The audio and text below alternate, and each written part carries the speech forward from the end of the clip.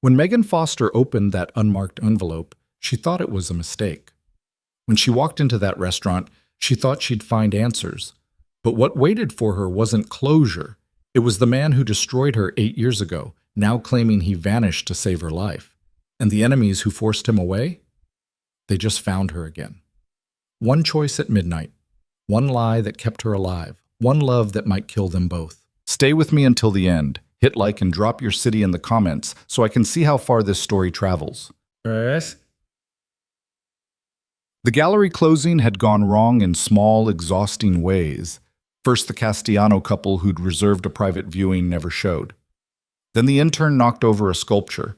Not one of the expensive ones, thank God, but enough to require an incident report and 40 minutes on the phone with insurance.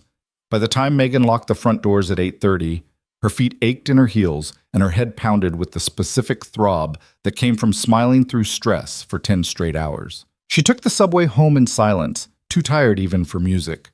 Her reflection in the dark window looked pale, her dark hair escaping its professional twist in limp strands around her face. 29 and already feeling 40. Her mother's voice echoed in her head from their last phone call. "You work too hard for people who don't appreciate you." Megan had argued, but tonight she wondered if maybe her mother had a point. The apartment building's lobby smelled like someone's burnt dinner and old carpet. Megan collected her mail from the box, bills, a grocery store flyer, something from her dentist, and climbed the 3 flights to her floor. Her keys jangled as she sorted through them, and she was so focused on finding the right one that she almost stepped on the envelope. It lay on her doormat, cream-colored, expensive paper, her name written across the front in elegant black ink, Megan Foster. No address, no stamp, hand-delivered. She picked it up slowly, looking down the hallway. Empty. The building was quiet except for the muffled sound of a television through Mrs. Chen's door. Inside her apartment, Megan dropped her bag and kicked off her heels before opening the envelope. The cardstock inside was even heavier than the envelope, the kind of quality that came with a price tag. Embossed along the top, La Colline. Her stomach did something strange. La Colline was the restaurant downtown, the one that required reservations months in advance and had been featured in every food magazine that mattered. She'd never been, could never afford it. Below the name, a time, 10 p.m. Tonight. Below that, a single line that made her hands go cold. Some questions don't have answers, some do. Come find out which kind yours are. No signature, no explanation, just those words and the time. Megan read it 3 times, her heart beating faster each time. This was insane. This was the kind of thing that happened in movies before someone got murdered. She should throw it away. She should call the police. Instead, she stood there holding it, staring at that single line until the words blurred. Some questions don't have answers, but she had questions. One question, really, that had lived in the back of her mind for 8 years like a splinter she couldn't dig out. Why had Anthony left? They'd had plans. They'd talked about the future. And then one day he was just gone. His apartment cleared out, his phone disconnected, his friends silent or genuinely ignorant. He'd vanished like he'd never existed at all. She'd tried to move on, dated other men, built a career, convinced herself she was over it. But sometimes late at night, that question would surface and she'd lie awake running through possibilities until dawn. This was stupid. This was dangerous. Megan looked at the clock. 9:17 p.m. She should stay home. Pour a glass of wine, take a bath, forget this ever happened. Her feet carried her to the bedroom. She found herself pulling clothes from her closet, the black dress she'd bought for her friend's wedding last year and never worn again. The good heels, the clutch that matched. Her hands moved mechanically, her mind strangely quiet, like she was watching herself from outside her body. 40 minutes later, she stood on the corner waiting for a cab, her coat pulled tight against the October wind. The city lights blurred in the drizzle that had started to fall. She should go back inside. This was insane. A taxi pulled up. The driver looked at her expectantly. La Colline, Megan heard herself say. Downtown. The restaurant glowed like a jewel box in the rain. Megan paid the driver with shaking hands and stood on the sidewalk staring up at the entrance. Through the windows, she could see the warm light, the elegant tables, the beautiful people who belonged in places like this. She didn't belong here. She should leave. But her feet moved forward. The doorman opened the door with a professional smile. Inside, the air smelled like expensive wine and fresh flowers. A hostess approached immediately, her expression perfectly neutral despite Megan's rain-dampened coat and obvious nervousness. "Good evening. Do you have a reservation?" I'm not sure. Someone sent me." Megan held out the invitation, feeling foolish. The hostess's expression didn't change, but something flickered in her eyes. Recognition, maybe? Or surprise. "Of course. Right this way, please." She led Megan through the main dining room, past tables of people who looked like they summered in the Hamptons and knew which fork to use. Toward the back, through a doorway partially hidden by a velvet curtain. Down a short hallway. To a private room. The hostess opened the door and stepped aside. The room was small, intimate. A single table set for two, candles flickering in the low light. And sitting there exactly as she remembered him, but completely different, was Anthony Rossi. Megan's breath stopped. 8 years. 8 years of wondering, of trying to forget, of convincing herself she'd moved on. And here he was, standing up from the table looking at her with those same dark eyes that used to make her feel like she was the only person in the world. He was broader now, harder. The boy she'd known had been lean, always in motion, energy barely contained. This man had weight to him, presence. His suit probably cost more than her rent. His hair was shorter, styled. But his eyes? Those were the same. "Megan," he said, and his voice cracked the paralysis holding her frozen in the doorway. "What the fuck is this?" The words came out sharper than she'd intended, but she didn't care. 8 years of questions were suddenly pouring into her throat, choking her. "What the actual fuck, Anthony?" The hostess disappeared, closing the door softly behind her. Anthony took a step forward, hands slightly raised like he was approaching a spooked animal. "I know you're angry." "Angry?" Megan laughed, and it sounded slightly hysterical even to her own ears. "You think I'm angry? You disappeared. You left without a word, without an explanation, without anything, and now you send me a mysterious invitation like some kind of dramatic asshole, and you think I'm angry?" "Yes," he said quietly. "I think you're furious. I think you have every right to be. I don't want your permission to feel things." Her voice was rising, but she couldn't stop it. "I want to know why. I want to know what I did wrong. I want to know why I wasn't worth a conversation, a text, a fucking post-it note." "You didn't do anything wrong." "Then why?" The word came out broken. Megan hated how her voice wavered, hated the tears burning behind her eyes. "Why did you leave me?" Anthony's jaw tightened. For a long moment, he just looked at her, and she saw something dark and heavy in his expression. Pain, maybe, or guilt. "Because if I stayed," he said finally, "you would have died." The room seemed to tilt. Megan grabbed the back of the chair nearest her, needing something solid. "What?" "Sit down, please." Anthony pulled out the chair across from his. "I'll explain everything, I promise. But please sit down." Every instinct screamed at her to leave, to run, to get as far away from this as possible. But her legs were shaking and the questions were still there, demanding answers. She sat. Anthony returned to his own chair, but he didn't relax. He sat like a man ready to move at any moment, muscles coiled. "Do you remember what I told you I did for work, back then? You said you worked for your uncle's import business." Megan's voice was steadier now, cold. That was true, partially. He poured wine from the bottle on the table, something that probably cost more than she made in a week. He slid a glass toward her, then took one himself. "My uncle's business was imports, just not the legal kind." The words settled into her like stones. Megan stared at him. "What?" "The Rossi family has been in organized crime for 4 generations. My father ran the East Coast operations. My uncle Michael handled the international connections." Anthony's voice was flat, factual, like he was reading from a report. "I was 21 when you met me. I was supposed to be learning the business, working my way up. Instead, I fell in love with a girl who worked at a coffee shop and painted on weekends. Don't." The word came out sharp. "Don't romanticize this." "I'm not. I'm telling you the truth." Anthony met her eyes. "You were everything that world wasn't. Clean, good, real. And I was stupid enough to think I could keep you separate from it. That I could have both." Megan's hands were shaking. She set down the wine glass before she dropped it. This isn't real. This is insane. I know how it sounds. Do you? Her voice cracked. Because it sounds like you're telling me you were a criminal, that everything we had was built on lies. Not everything. Anthony leaned forward, intense. What I felt for you, that was real. That was the only real thing in my life. Then why did you leave? The question hung between them. Anthony's expression darkened, and for a moment Megan saw something dangerous flicker across his face. Something that made her remember she was alone in a room with a man who just admitted to being a criminal. Because Victor Castellano found out about you, Anthony said quietly. The name rang a distant bell. Castellano? Like the couple who were supposed to come to the gallery tonight? Anthony's eyes sharpened. What? There was a couple, Castellano. They had a reservation for a private viewing. They never showed.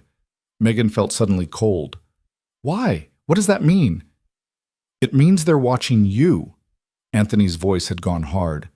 It means I was right to bring you here. It means we're running out of time. Time for what? Anthony, you're not making sense. He stood abruptly, pulling out his phone. His fingers moved quickly across the screen while he spoke. Victor Castellano runs the Castellano family. They've been rivals with the Rossis for decades. 8 years ago, someone leaked information to Victor. He found out about you. He found out that you mattered to me. So? Anthony looked up from his phone, and the expression on his face made Megan's blood run cold. So Victor doesn't take hostages. He doesn't make threats.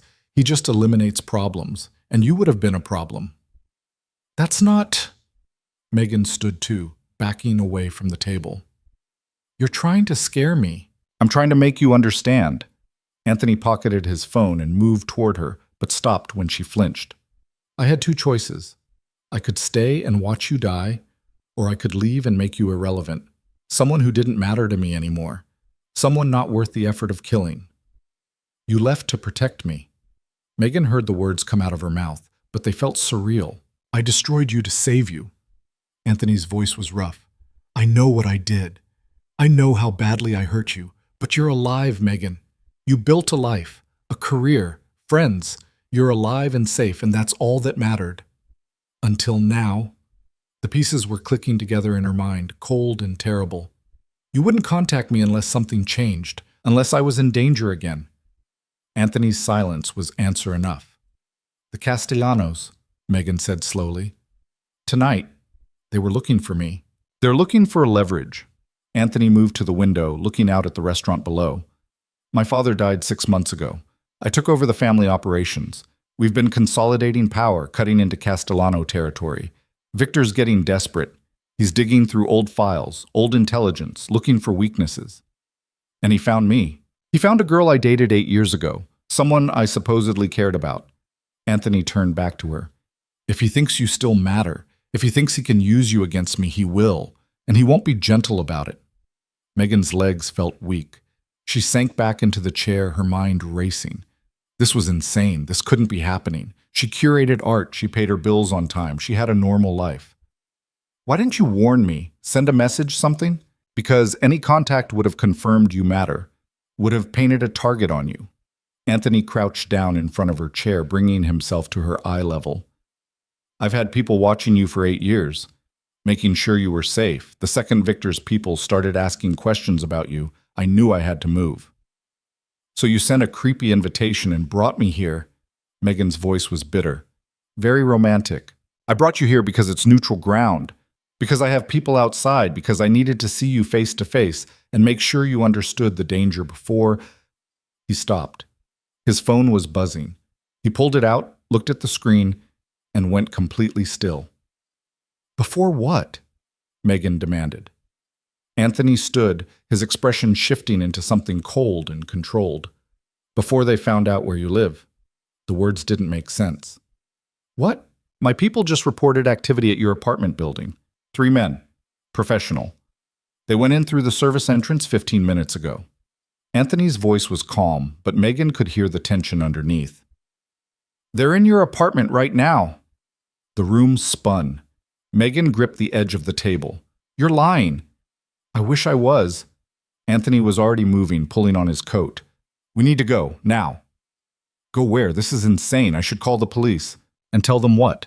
Anthony's eyes were hard. That you suspect someone broke into your apartment, but you don't know for sure because you're not there. By the time they respond, Victor's people will be gone. And they'll know I warned you, which confirms you matter, which makes you a permanent target. So what's your plan? What, hide forever? No. Anthony held out his hand. You come with me. I keep you safe until we neutralize the threat. Then you can go back to your life. Megan stared at his hand like it was a snake. I don't trust you. I know.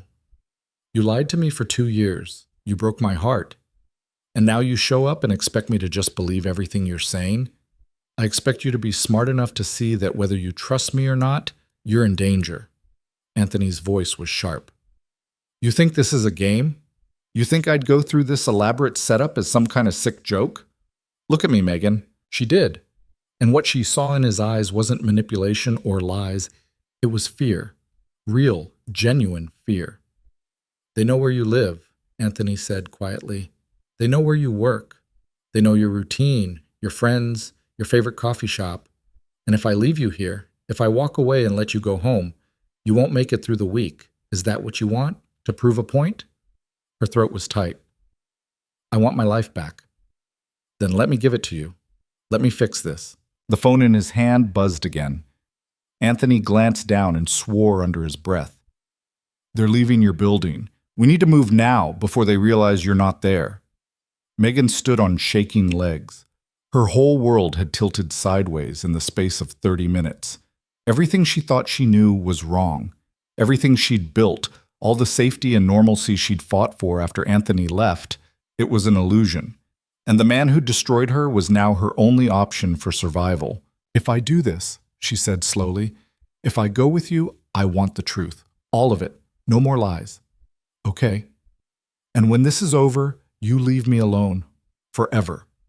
Something flickered in Anthony's expression. Pain, maybe regret. But he nodded. If that's what you want. It wasn't what she wanted. That was the worst part. Even now, even after everything, part of her still responded to his presence like a compass finding north. But that part of her was stupid and self-destructive, and she couldn't afford to listen to it. Let's go, she said. Anthony led her out through a back hallway she hadn't known existed. They exited into an alley where a black SUV was already waiting, engine running. A man Megan didn't recognize sat in the driver's seat, his expression neutral. This is Marco, Anthony said as he opened the back door for her. He's been watching your building tonight. Megan climbed in, her dress catching on the seat. Anthony slid in beside her, and Marco pulled away from the curb immediately, smooth and fast. Where are we going? Megan asked. Somewhere safe. That's not an answer. It's the only answer I can give right now. Anthony was texting rapidly on his phone, his jaw tight. We need to make sure we're not followed first. The city slid past the windows. Megan watched the familiar streets give way to neighborhoods she didn't know. Marco drove with the easy confidence of someone who'd done this 1,000 times, making turns that seemed random, but probably weren't. The men in my apartment, Megan said. What were they looking for? Evidence that you matter to me. Photos, letters, anything that shows we had a relationship. Anthony didn't look up from his phone. They'll find your old college stuff if you kept it. Maybe some pictures. Megan's stomach dropped. She had kept things. A box in her closet with photos, ticket stubs, the birthday card he'd given her with the terrible poem inside. She'd told herself she kept it for closure, but she'd never thrown it away. They'll find it, she said quietly. Anthony's hand stilled on his phone. You kept things? I'm not the one who left without looking back. The words came out bitter. Some of us actually felt something. The silence in the car was heavy. Marco's eyes flicked to the rearview mirror, but he said nothing. I never looked back because if I did, I wouldn't have been able to keep walking, Anthony said, finally, his voice low. You think this was easy? You think I just forgot about you and moved on? Didn't you? No. The single word was fierce. I thought about you every single day. I checked on you every week. I made sure you were safe, happy, building a life. And it killed me, Megan. It killed me to watch you with other men, to see you smiling at parties I couldn't attend, to know you were right there, and I couldn't. He stopped, jaw clenched. Couldn't what? Couldn't have you. He finally looked at her, and the naked emotion in his eyes made her chest ache. Couldn't fix what I'd broken. Couldn't tell you the truth without putting you in danger. And now? Now you're in danger anyway, so at least I can tell you the truth. Marco turned onto a highway on-ramp, accelerating into the sparse late-night traffic. Megan looked out the window at the city lights fading behind them. Where are we going? She asked again. A house upstate. It's secure, off the grid. We can regroup there, figure out our next move. Anthony pocketed his phone. It'll take about 2 hours to get there. 2 hours in a car with the man who'd broken her heart. 2 hours before she arrived at some secret location with people she didn't know. This was insane.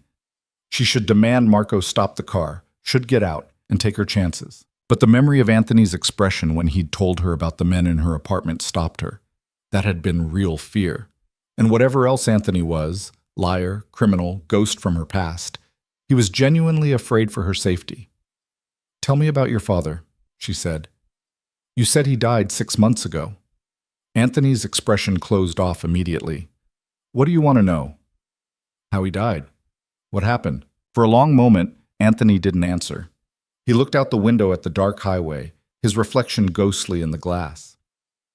He was killed, Anthony said finally, ambushed on his way home from a meeting. 3 men with automatic weapons. They shot out the tires, killed his driver, put 17 bullets in him. Megan's hand flew to her mouth. Oh my God. The Castellanos denied involvement. So did every other family on the East Coast. No one claimed responsibility. Anthony's voice was flat, emotionless, which means it was either an inside job or someone new making a play. Either way, it left a power vacuum, and I had to fill it. You didn't want to. It wasn't a question, but Anthony answered anyway. No, I wanted out. I'd been working on legitimate business ventures, trying to separate myself from the family, but when my father died, there was no one else. My Uncle Michael was too old, too sick. My cousins too young or too stupid. It was me or chaos. So you chose to become what you'd been running from. I chose to protect what was mine. Anthony looked at her. Including you, even if you didn't know it. The highway stretched ahead of them, empty and dark. Megan leaned her head against the cool window, exhaustion crashing over her in waves. Her whole life had changed in the space of 2 hours. Everything she thought she knew was built on sand. I hate you, she said quietly. I know. I hate that you're right. I hate that I have to trust you. I hate that you get to swoop in and play hero after you destroyed me. I'm not a hero, Megan. I'm the villain of this story. Anthony's voice was rough. But I'm the villain who'll keep you alive. She turned to look at him. In the dim light from the dashboard, his face was all shadows and sharp angles. A stranger's face. Except for his eyes, which still looked at her the same way they had 8 years ago. Like she was something precious he was terrified of breaking. Don't look at me like that, she said. Like what? Like I'm yours. I'm not. Not anymore. Anthony's jaw tightened, but he nodded. Understood. Megan turned back to the window, but she could feel his gaze on her for a long time after. They drove in silence for the next hour. Marco navigated through increasingly rural areas, the highway giving way to smaller roads, then to barely paved lanes through dark woods. Megan's phone had no signal. She was completely cut off from everything familiar, heading into the unknown with a man who'd just admitted to being a criminal. Smart, Megan. Really smart. Finally, Marco turned onto a gravel driveway that wound through thick trees. The headlights caught a massive iron gate, which swung open silently as they approached. Beyond it, the driveway continued for another quarter-mile before a house came into view. Not a house. An estate. Megan stared through the windshield at the sprawling stone mansion illuminated by security lights. It looked like something from a movie. 3 stories, wings spreading out on either side, manicured grounds despite the late season. This is your idea of a safe house? She said. It's secure, Anthony said. 15 acres, all fenced and monitored. Armed guards on the perimeter. Safe room in the basement. Everything we need. Marco pulled up to the front entrance where 2 men in dark suits waited on the steps. They looked professional, alert, dangerous. Anthony got out first, then offered Megan his hand. She ignored it and climbed out on her own, wobbling slightly in her heels on the gravel. One of the suited men approached immediately. "Mr. Rossi, everything's been prepared as you requested." "Thank you, David. This is Megan Foster. She's our priority. Whatever she needs, you provide it." David nodded, his expression neutral. "Of course, sir. Miss Foster, if you'll follow me, I'll show you to your room." "Wait." Megan turned to Anthony. "We need to talk." "In the morning, you're exhausted, you've had a shock. Get some rest. We'll talk over breakfast." "No." She planted her feet. "You promised me the truth. All of it. I'm not waiting until morning." Anthony studied her for a moment, then nodded. "Fine. David, we'll be in the study. Make sure we're not disturbed." "Yes, sir." Anthony led Megan through the massive front doors into an entrance hall that belonged in a museum. Marble floors, crystal chandelier, artwork that was probably original. Her heels clicked on the stone as she followed him down a hallway and into a room lined with bookshelves. The study was smaller than she'd expected, more intimate. Leather chairs, a fireplace already burning, a desk covered with papers and laptops. Anthony shrugged off his coat and poured 2 glasses of bourbon from a crystal decanter. "I don't drink bourbon," Megan said. "You do tonight." He pressed the glass into her hand. "Trust me." She took a sip and immediately regretted it. The liquor burned down her throat, making her eyes water, but the warmth that followed was steadying. Anthony settled into one of the leather chairs, gesturing for her to take the other. Megan perched on the edge of it, her back straight, every muscle tense. "Ask me anything," Anthony said. "I'll tell you the truth." Where to even start? Megan's mind was spinning with questions, each one competing for attention. She took another sip of bourbon, let it burn, and chose the one that hurt most. "Did you ever love me? Or was I just, I don't know, a hobby? A way to feel normal?" Anthony's expression didn't change, but something in his eyes went soft. "I loved you more than I've ever loved anything in my life. You were the only good thing in a world that was rotting from the inside, and that's exactly why I had to let you go." "That doesn't make sense." "It does in my world." Anthony leaned forward, elbows on his knees. "Love in my world is a weapon, Megan. It's leverage. It's how people get to you, how they make you weak. My father loved my mother, and when she died of cancer, he almost lost everything because he couldn't function without her. My uncle loved his daughter, and Victor Castellano had her killed to send a message." Megan's breath caught. "Victor killed his daughter?" "My uncle's daughter, my cousin. She was 19. Anthony's voice was flat again, that terrible, emotionless tone. "They made it look like an accident, car crash, but we all knew, and my uncle never recovered. He's been half alive ever since." "That's horrible." "That's the life." Anthony met her eyes. "So when I fell in love with you, when I realized you weren't just some girl I was dating, but someone who mattered, really mattered, I knew I was giving Victor a weapon, and I was right, because he found out about me. Because someone told him about you." Anthony's expression darkened. "Someone inside our organization, someone who wanted to hurt me, or test my loyalty, or maybe just cause chaos. I never found out who, but the leak happened, and suddenly Victor knew your name, where you lived, where you worked. He knew everything." Megan's hands were shaking. She set down the bourbon before she spilled it. "How did you find out he knew?" "An intermediary. Someone who plays both sides, sells information. He came to me and said Victor was planning something, that I should get my affairs in order. I knew what that meant." "So you left?" "I staged a very public, very ugly breakup. Told everyone you meant nothing to me, that you were just convenient. Made sure every rumor, every piece of gossip, painted you as irrelevant." Anthony's hands clenched into fists. "It was the hardest thing I've ever done, and the only thing that saved your life." Megan tried to process this, tried to reconcile the boy she'd loved with this man who'd calculated her survival like a business transaction. "What happened after you left?" she asked. "I disappeared for 6 months, went to Europe, worked with my uncle's connections there. When I came back, I made sure to be seen with other women, made sure everyone knew I'd moved on. And I watched you from a distance, making sure Victor bought it." "He did?" "Eventually. It took almost a year, but eventually his people stopped watching you. You were just some girl I dated and dumped. Not worth the effort." Anthony reached for his own bourbon, drained it in one swallow. "And you moved on too, started dating that accountant. What was his name?" "Greg." Megan felt a flash of anger. "You don't get to be jealous. You left." "I know. I'm not jealous." He refilled his glass. I was relieved. It meant you were okay, that you were building a life, that my plan had worked. Your plan? Megan stood abruptly, needing to move. She paced to the bookshelves, running her fingers along the spines without seeing the titles. You keep saying that like it justifies everything, like the fact that you had good intentions makes it okay that you destroyed me. It doesn't. The simple agreement stopped her. She turned to look at him. I know it doesn't make it okay, Anthony said quietly. I know I hurt you in ways I can never fix, but I'd do it again, Megan. If it meant keeping you alive, I'd break your heart 1,000 times. The truth of it was in his eyes, raw and unflinching.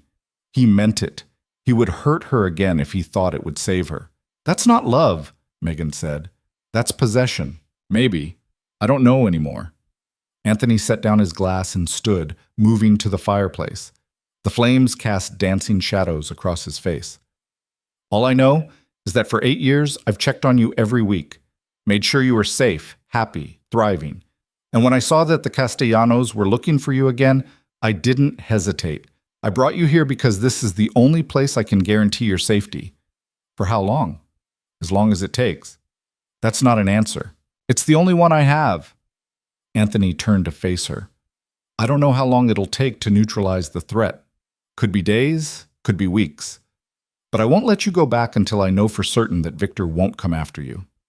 Megan felt the walls closing in. So I'm a prisoner. You're protected. That's the same thing. No, it's not. Anthony's voice hardened. A prisoner can't leave. You can leave anytime you want, Megan. Walk out that door right now. I won't stop you. But if you do, you're on your own. Victor's people will find you within 48 hours, and I won't be able to help you. It was a choice that wasn't really a choice. Stay here in this gilded cage with the man who'd broken her heart, or go back to her life and wait for killers to find her. I hate this, she said. I know. I hate you. I know that too. But even as she said it, Megan knew it wasn't entirely true. She hated what he'd done, hated the situation, hated the fear that was crawling up her spine. But Anthony himself, the way he looked at her, the pain in his eyes, the raw honesty in his voice, she didn't hate him, and that was somehow worse. I need to sleep, she said abruptly. I can't think anymore. Anthony nodded and moved to the door, opening it. David was waiting outside, professional and patient. Show Miss Foster to the East Wing guest suite, Anthony said. Make sure she has everything she needs. Yes, sir.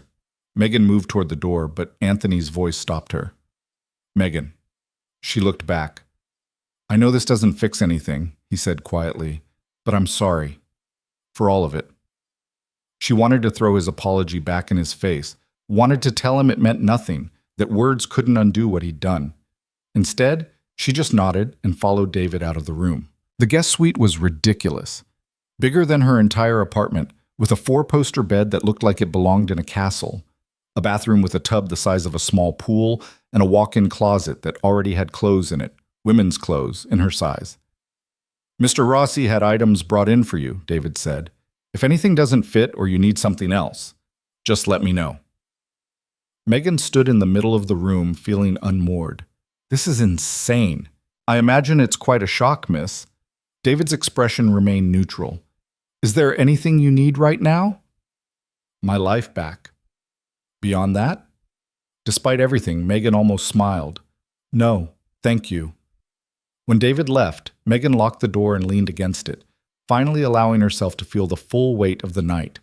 Her legs gave out and she slid down to the floor, her fancy dress pooling around her. She should cry, should scream, should do something other than sit here on the carpet of a stranger's mansion while her entire world crumbled. But the tears wouldn't come. She just felt numb, hollowed out, like someone had scooped out everything inside her and left only the shell. Her phone buzzed in her clutch. She'd forgotten she even had it. When she pulled it out, there was a single bar of signal and a text from her assistant at the gallery. Hope your mystery dinner was amazing. See you tomorrow, XO. Tomorrow. The gallery would open and Megan wouldn't be there. Her assistant would call, then worry, then eventually call the police when Megan didn't show up for days. Her friends would panic. Her mother would lose her mind. Megan typed out a response. Taking a few personal days, something came up. I'll call you tomorrow. It was a lie. But what else could she say? Sorry, turns out my ex-boyfriend is a crime lord and I'm hiding in his mansion because contract killers are after me. Be back soon. She sent the text and watched it deliver, then turned off her phone. Whatever happened next, she couldn't deal with it tonight. Megan forced herself to stand, to strip off the dress and heels, to wash her face in the enormous bathroom. The face that stared back at her from the mirror looked like a stranger's. Pale, shocked, lost. She found pajamas in the closet, silk, expensive, perfect fit. Anthony had thought of everything, planned for this. Probably had this room ready for weeks, waiting for the moment he'd need to bring her here. The thought should have made her angry. Instead, it just made her tired. Megan climbed into the massive bed and pulled the covers up to her chin. The sheets smelled like lavender and something else, something that reminded her of Anthony. Or maybe she was just imagining it, her traitorous brain inserting him into every thought. She closed her eyes and tried to sleep, tried to shut off the questions that kept circling in her mind like sharks. But sleep didn't come. She lay there in the dark, listening to the unfamiliar sounds of the house settling around her, and wondered how the hell she'd ended up here. Wondered what Anthony was doing down the hall. Wondered if he was sleeping or if he was awake too, thinking about her. Wondered if any part of this was real or if she'd wake up tomorrow in her own bed and discover the whole night had been a nightmare. But deep down, she knew better. This was real. The danger was real. And the man who'd broken her heart 8 years ago was now the only thing standing between her and people who wanted her dead. Megan pulled the covers tighter and stared at the ceiling, waiting for morning. Morning came too early, and not early enough. Megan woke to sunlight streaming through windows she didn't recognize in a bed that felt like sleeping on a cloud, wearing silk pajamas that cost more than her monthly grocery budget. For one blissful moment, she thought maybe it had all been a nightmare. Then she remembered Anthony's face across the candlelit table, the men in her apartment, the drive through dark woods to this fortress disguised as a mansion. She sat up, her head pounding. The clock on the nightstand read 9:47 a.m. She'd slept for maybe 4 hours total, the rest of the night spent staring at shadows on the ceiling, running through everything Anthony had told her and trying to find the lies hidden in the truth. A soft knock on the door made her jump. "Miss Foster, I have breakfast for you." A woman's voice, pleasant and professional. Megan wrapped herself in the robe she found draped over a chair, cashmere of course, and opened the door. A woman in her 50s stood there with a tray, her gray hair pulled back in a neat bun, her smile kind. "I'm Rosa," she said. "I manage the household. Mr. Rossi thought you might prefer to eat in your room this morning, but if you'd rather join him in the dining room, here's fine." Megan took the tray, coffee, fruit, pastries that looked homemade. Her stomach growled despite everything. "Thank you." "Of course. There are clothes in the closet, all your size. If you need anything else, just pick up the phone by the bed and dial 0. When Rosa left, Megan set the tray on the small table by the window and looked out at the grounds. In daylight, the estate was even more impressive. Manicured gardens despite the late October chill, a stone path winding through trees just starting to lose their leaves, and in the distance, the fence Anthony had mentioned. Tall, iron, topped with something that might have been decorative scrollwork but was probably cameras. She was in a prison made of money and good taste. Megan forced herself to eat, to drink the coffee that was perfectly prepared even though she'd never told anyone how she liked it. Anthony had probably remembered. He'd remembered everything else. The closet held designer clothes with the tags still on, jeans that fit perfectly, sweaters and soft neutrals, even underwear in her exact size. It should have been thoughtful. Instead, it felt invasive, like Anthony had cataloged every detail about her body and filed it away for future use. She chose the simplest outfit she could find, jeans, a cream sweater, boots that were probably Italian leather, and braided her hair to keep her hands busy. In the mirror, she looked almost normal, like a woman getting ready for a casual Saturday, not someone hiding from contract killers. The laugh that bubbled up was slightly hysterical. Megan pressed her hand over her mouth, forcing it down.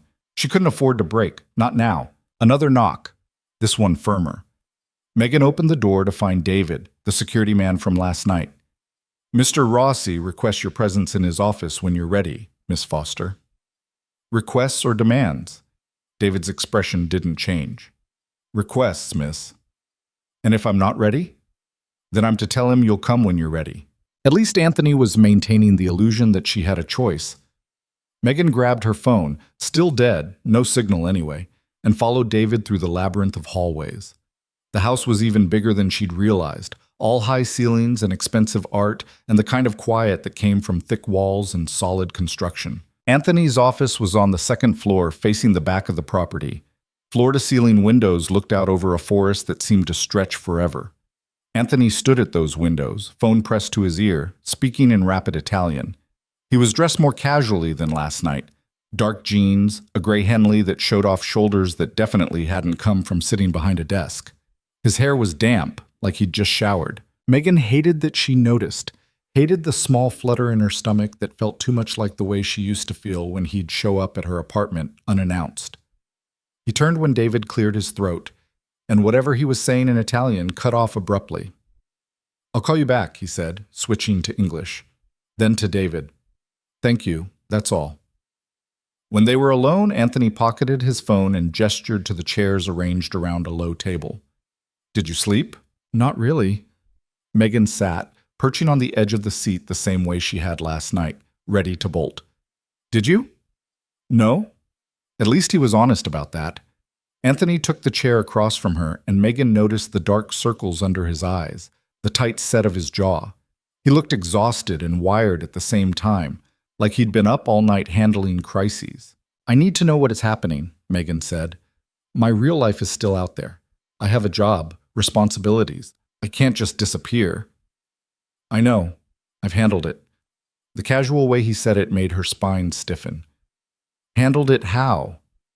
"I had someone call your gallery this morning. Said you had a family emergency out of state, that you'd be gone for at least 2 weeks. "You what?" Megan's voice rose. "You can't just... Who gave you permission to..." "No one. But it was necessary."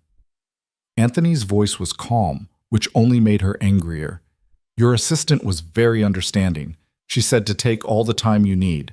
Because she thinks my family is in crisis. She's probably worried sick. Better worried than dead." The blunt words hit like a slap.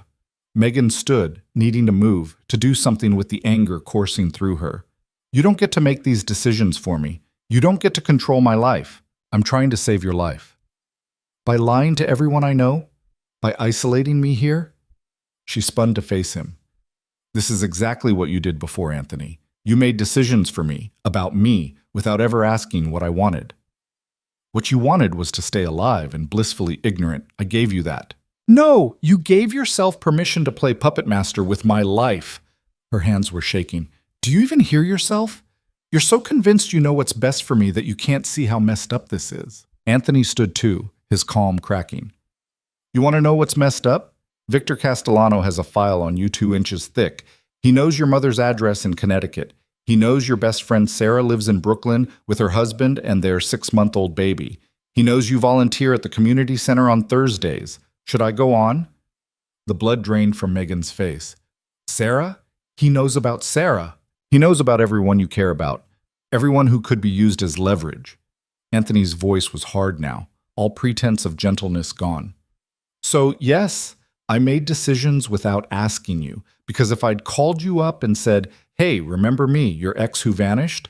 Well, I need you to abandon your life and hide because my criminal enemies might torture your friends to get to me. You would have hung up, or worse, you would have tried to handle it yourself." "You don't know that, don't I?" He moved closer, and Megan had to fight the urge to step back.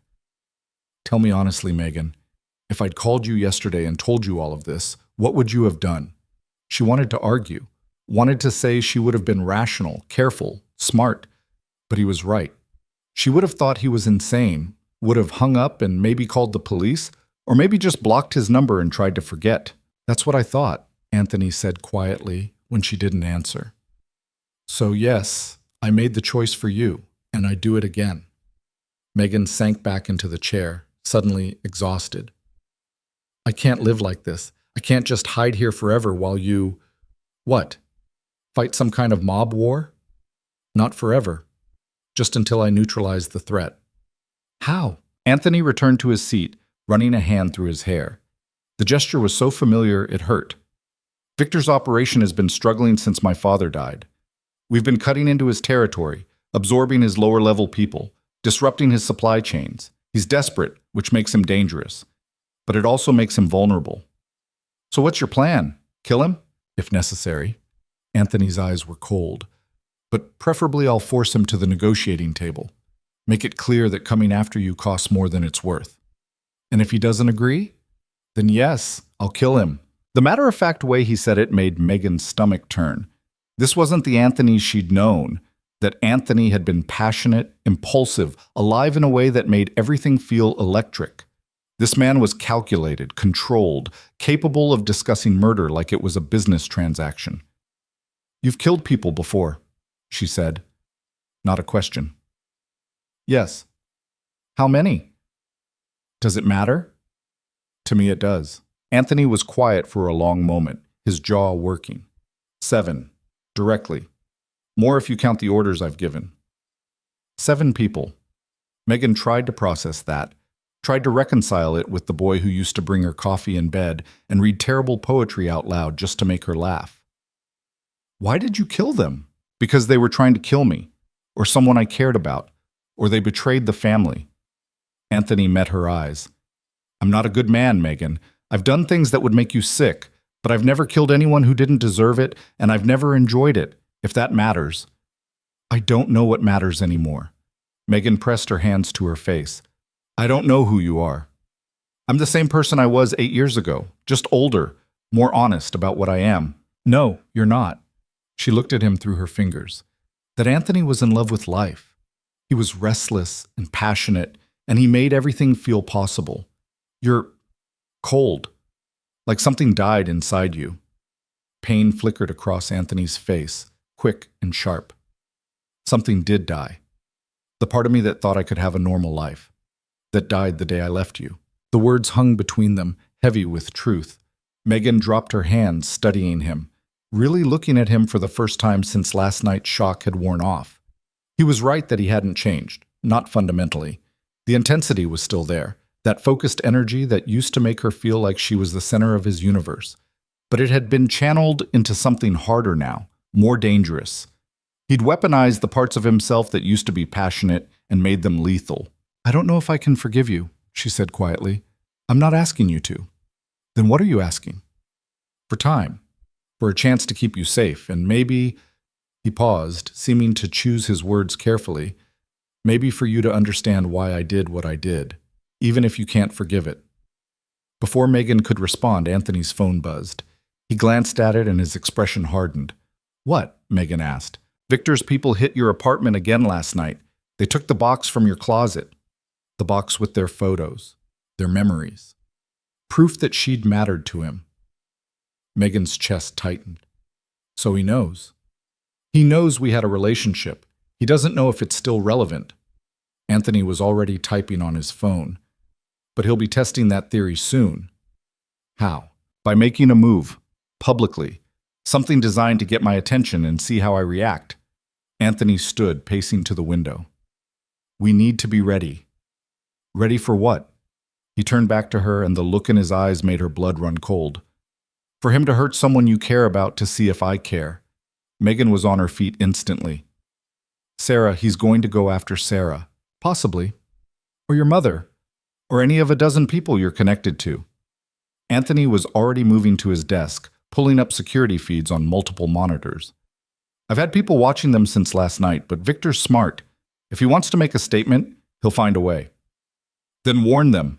Get them somewhere safe." "I can't without confirming you matter. That's the catch-22. Anthony's fingers flew over the keyboard. "If I pull all your people into protective custody, Victor knows for certain you're important to me. If I do nothing, someone gets hurt. Either way, he learns something." "So what do? We wait, we watch, and we make sure we're ready to respond the second he makes a move." Anthony pulled out his phone again, making a call. "Marco, I need eyes on all of Foster's primary contacts. 24/7 coverage. If anyone so much as looks at them wrong, I want to know immediately." Megan wrapped her arms around herself, suddenly cold despite the heated room. This was her fault. These people she loved were in danger because of her, because of a relationship she'd had 8 years ago that she'd thought was long dead. "They don't deserve this," she said. "No, they don't." Anthony ended his call. "But neither do you, and you're stuck with it anyway." Because of you. Because of what I am. What my family is. He moved closer, and this time Megan didn't step back. I wish I could change it. I wish I could go back and make different choices. But I can't. All I can do is minimize the damage now. By hiding me here like some kind of princess in a tower. If that's what it takes. Megan looked up at him, at this man who was both familiar and stranger, who claimed to love her enough to destroy her to save her. And what happens when this is over? When Victor's neutralized or dead or whatever? Do I just go back to my life and pretend none of this happened? That's up to you. Is it? Because it seems like you've made all the other decisions. Anthony's jaw tightened. When this is over, I'll walk away, if that's what you want. I'll make sure you're safe, set you up somewhere new if you need it, and I'll never contact you again. You promise? Yes. The certainty in his voice should have been comforting. Instead, it felt like loss. Which was stupid, Megan told herself. She should want him gone. Should want to go back to her normal life and forget any of this ever happened. But a treacherous part of her, the part that had kept that box of memories for 8 years, whispered that maybe normal wasn't what she wanted anymore. The phone on Anthony's desk rang. He grabbed it immediately. Talk to me. His expression shifted as he listened, going from tense to dangerous. When? How many? No, don't engage. Stay on them. Report every movement. I'm on my way. He hung up and looked at Megan. Get your coat. We need to go. Go where? What happened? Victor's people are outside your mother's house in Connecticut. 3 cars, at least 6 men. Anthony was already moving, grabbing keys and a jacket. They're just watching for now, but that'll change. We need to get her out. Megan's heart stopped. My mother? Anthony, she doesn't know anything about this. She's leverage, and Victor will use her if we give him the chance. Anthony opened a safe hidden behind a painting, pulling out a handgun that he checked with practiced efficiency before tucking it into his waistband. I have a team moving into position, but I want to be there. Make sure she's extracted safely. I'm coming with you. No. She's my mother. Which is exactly why you're staying here. Anthony's voice was firm. If Victor's people see you, it confirms everything. You stay here under guard where I know you're safe. I'm not letting you do this alone. I'm not alone. I have a team. He moved to the door, but Megan blocked his path. Anthony, please, I can't just sit here while my mother's in danger. For a moment, she saw him waver, saw the conflict in his eyes between keeping her safe and giving her what she needed. Then his expression hardened again. David will stay with you. Rosa will get you anything you need. I'll call as soon as your mother's secure. He tried to move past her, but Megan grabbed his arm. If anything happens to her, it won't. He covered her hand with his, and the touch sent electricity through her despite everything. I promise you, Megan, I will keep her safe. Then he was gone, the door closing behind him with a finality that made her want to scream. Megan stood there, frozen, listening to his footsteps recede down the hallway. Then she was moving, running to the window just in time to see Anthony climb into an SUV with 3 other men. The vehicle tore down the driveway, disappearing into the trees. Miss Foster? David appeared in the doorway. Mr. Rossi asked me to stay with you. My mother, Megan said, her voice shaking. He's going to get my mother. Mr. Rossi is very good at what he does. She'll be safe. You don't know that. I do, actually. David's expression softened slightly. I've worked for him for 5 years. I've never seen him fail to protect someone he cares about. And the people he doesn't care about? David didn't answer that, which was answer enough. Megan sank into Anthony's desk chair, her legs shaking too badly to hold her. Her mother. Her sweet, oblivious mother, who thought Megan's biggest problem was working too hard. Who had no idea her daughter was caught up in some criminal war because of a boyfriend from almost a decade ago. The minutes crawled by with agonizing slowness. Megan stared at the monitors on Anthony's desk, but they showed only the grounds of the estate, the perimeter fence, the empty driveway. Nothing helpful. Nothing that told her what was happening 2 hours away in Connecticut. She pulled out her phone without thinking, then remembered it was useless. No signal. And even if she could call her mother, what would she say? Hi, Mom. Don't panic, but there are probably mobsters outside your house. Just sit tight while my criminal ex-boyfriend sends his goons to rescue you. A laugh bubbled up, slightly hysterical. This couldn't be real. This couldn't be her life. Miss Foster, can I get you anything? David asked. Water? Coffee? A time machine would be great. Unfortunately, that's outside my skill set. Despite everything, Megan almost smiled. What exactly is your skill set, David? Security, protection, making sure people stay alive even when other people want them dead. And you're good at it? Still here, aren't I? Megan looked at him, really looked. He was probably in his 40s, fit in that compact, dangerous way that suggested military training. His suit hid it well, but she could see the outline of a weapon at his hip. How many people had he killed for Anthony? How many times had he done exactly what he was doing now, babysitting someone while his boss handled the messy work? How did you end up working for Anthony? She asked. David hesitated, then seemed to decide there was no harm in answering. I was Marines, did 3 tours overseas. When I got out, let's say I was struggling to adjust. Mr. Rossi's uncle found me, offered me a job. Security work, nothing illegal. It was good money, and it was what I knew how to do. But you knew what the family was. Yes. And that didn't bother you. David considered this. I've seen enough of the world to know that legal and moral aren't always the same thing. The Rossi family has rules, codes. They protect their own. I've worked for governments that couldn't say the same. It was a depressing kind of logic, but Megan understood it. The world wasn't black and white. Sometimes it was just varying shades of gray, and you picked the gray you could live with. An hour passed. Then 2. Megan paced the office until David gently suggested she might be more comfortable in the library, which had better seating and fewer reminders of who Anthony was. She followed him through the mansion to a room that was all floor-to-ceiling books and leather furniture, and the kind of quiet that felt like a physical presence. I'll be right outside, David said. If you need anything, I know, dial 0. Megan tried to smile. Thank you. When she was alone, Megan pulled a book off the shelf without looking at the title and tried to read. The words swam in front of her eyes. Meaningless. Her mind kept playing out scenarios. Her mother being dragged from her house, gunfights in quiet suburban streets, Anthony lying in a pool of blood because he tried to protect someone who shouldn't have been his problem. Her phone buzzed. Megan grabbed it, hope surging, but there was still no signal, just a notification that the battery was at 15%. She'd forgotten to charge it last night. Stupid.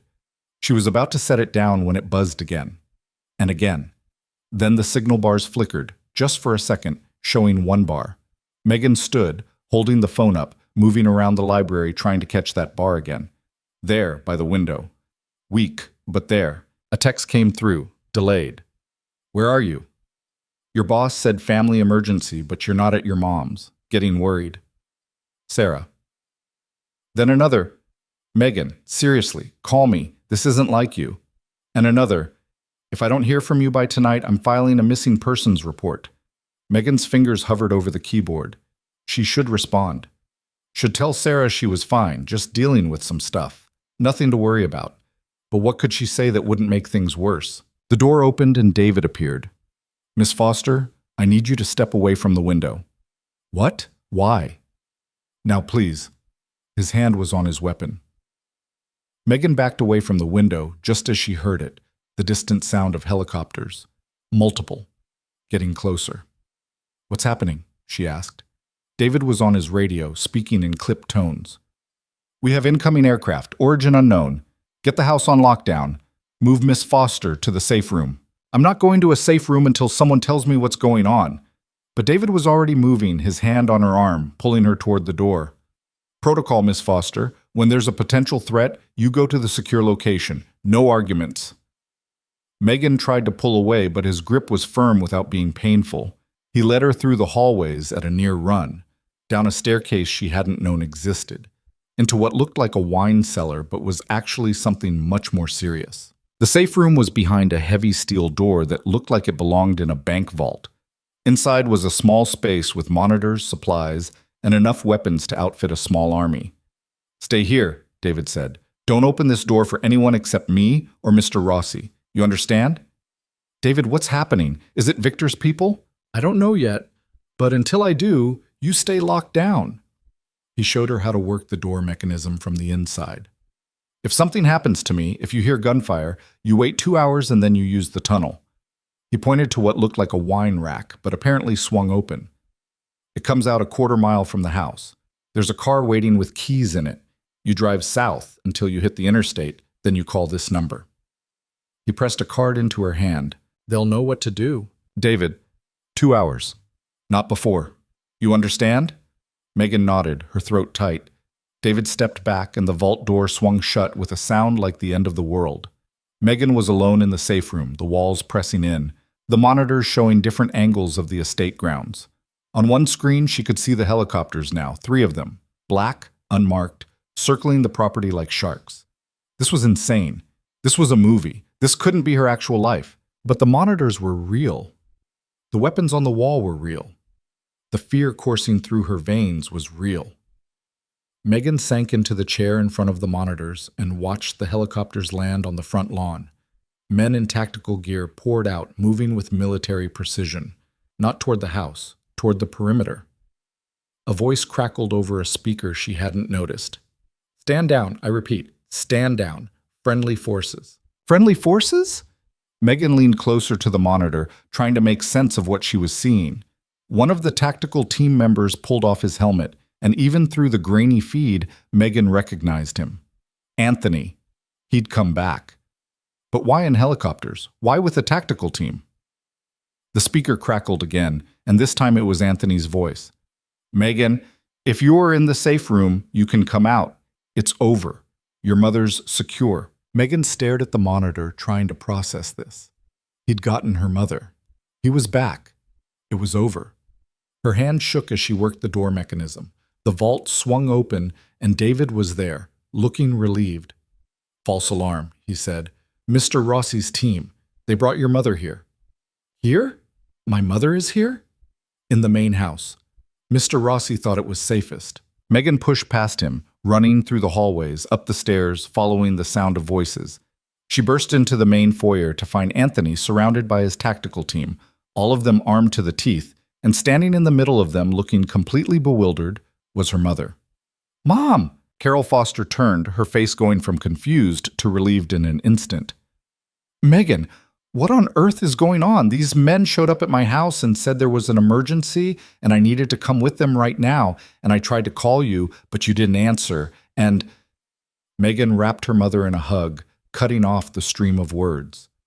Carol was solid and real and here, and the relief was so overwhelming Megan's knees almost buckled. I'm okay, Mom. I'm sorry. I'm so sorry. Someone want to tell me what's happening? Carol pulled back, looking between Megan and Anthony. Then her eyes widened. Anthony Rossi? Is that you? Anthony had the grace to look uncomfortable. Hello, Mrs. Foster. You? Carol's voice went sharp. You're the one who broke my daughter's heart 8 years ago, and now you show up with commandos and kidnap me from my house? Mom, it's not… I didn't kidnap you, ma'am. I extracted you from a dangerous situation. Anthony's voice was respectful but firm. There were men watching your house, men who work for people who would have hurt you to get to me. I couldn't let that happen. Carol looked at her daughter. Megan Louise Foster, you tell me right now what's going on. The use of her full name, the tone that meant she was in serious trouble, would have been funny under different circumstances. Megan took a deep breath. It's complicated, Mom. I gathered that from the helicopters. Carol's eyes were sharp, missing nothing. Start explaining. So Megan did. She told her mother everything. Anthony's reappearance, his confession about the criminal world, the danger from the Castellanos, the reason she was here. Carol listened without interrupting, her expression shifting from anger to shock to something harder to read. When Megan finished, Carol was quiet for a long moment. Then she turned to Anthony. You left my daughter to protect her. Yes, ma'am. And now you've dragged her back into this mess. I had no choice. If I'd left her unprotected, she would have been killed. I understand. Carol's voice was cold. What I don't understand is why you thought you had the right to make these decisions for her. Either time. Anthony met her gaze steadily. I don't have the right. I just have the ability. And I'd rather she hate me and be alive than love me and be dead. Noble, Carol's tone said it was anything but. And what happens when this is over? You disappear again? Break her heart again? If that's what she wants. What about what you want? The question seemed to catch Anthony off guard. He looked at Megan, and something raw and unguarded crossed his face before he could hide it. What I want doesn't matter. That's a coward's answer. Carol crossed her arms. You want to know what I think? I think you're scared. I think you loved my daughter so much it terrified you. And when you had an excuse to run, you took it. And now you're using this whole protection thing as a way to keep her at arm's length because you're still terrified. Mom, Megan said, mortified, but Anthony wasn't looking away. You might be right. The admission hung in the air. Carol studied him for another long moment, then sighed. I need a drink, and probably a bed. And then tomorrow, you're going to explain to me exactly how you plan to end this threat so my daughter can have her life back. Yes, ma'am. Anthony gestured to Rosa, who'd appeared in the doorway. Rosa will show you to a guest room. Anything you need? I know. Dial 0. Carol looked at her daughter. You and I are going to have a very long conversation tomorrow. I know, Mom. Carol hugged her again, fierce and quick, then followed Rosa out of the foyer. The tactical team had already dispersed, leaving just Megan and Anthony in the massive space. Your mother's terrifying, Anthony said. She raised me alone after my father died. She had to be. Megan crossed her arms, suddenly exhausted again. Thank you. For getting her out safely. That's what I promised. I know, but... She trailed off, not sure how to articulate what she was feeling. Gratitude and resentment tangled together, impossible to separate.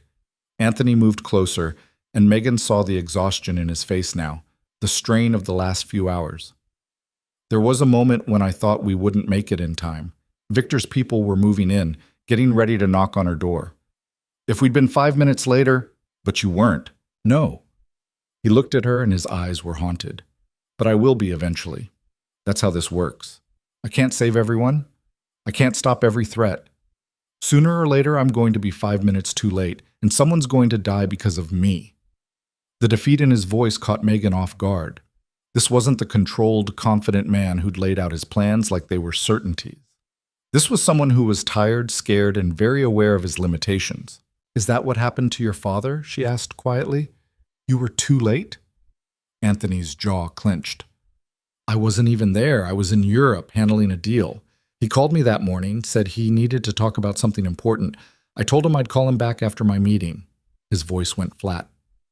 He was dead before I got out of the conference room. Anthony, don't. Don't tell me it's not my fault. I know the logic. I know I couldn't have predicted it, couldn't have stopped it even if I'd been there. But he called me, and I was too busy to answer, and now he's gone. Megan understood now why he'd moved so fast when he'd learned about the threat to her, why he'd orchestrated this whole extraction with such urgency. He was trying to make up for being 5 minutes too late once before. Your mother was right, Anthony said. I am a coward. I'm terrified of failing you the way I failed him. So don't fail me. The words came out before Megan could think them through. Stay, fight, do whatever you have to do to end this threat, and then what? She didn't know. Didn't know what she wanted beyond the immediate need to survive this. Didn't know if she could forgive him or if she even wanted to try. Then we figure it out, she said finally. Anthony looked at her like she'd offered him something precious and breakable. You mean that? I don't know. Maybe.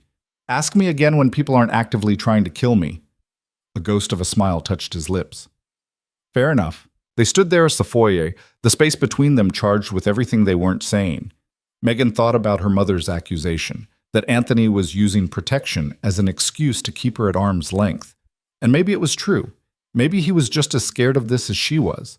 But right now, with her mother safe upstairs and the immediate crisis averted, Megan was too tired to analyze it, too tired to fight. I need to check on my mother, she said. Of course. Anthony stepped back, giving her space. Get some rest. Tomorrow we'll talk about next steps. Megan nodded and headed for the stairs. But at the landing, she looked back. Anthony was still standing there, watching her like he was memorizing the sight, like he thought it might be the last time. Anthony? Yeah? Thank you for saving her. His expression softened. Always. The word carried weight, a promise and a confession wrapped together. Megan held his gaze for another moment, then climbed the stairs to find her mother. Whatever happened next, whatever threats were still coming, at least for tonight they were all safe under the same roof. It would have to be enough. Megan found her mother standing at the window of the guest suite, still wearing her cardigan and sensible shoes, looking out at the darkening grounds like she was trying to make sense of a world that had tilted sideways. "Mom?" Carol turned, and the expression on her face was complex, worry and anger, and something that might have been fear all tangled together. "Tell me the truth, Megan. All of it.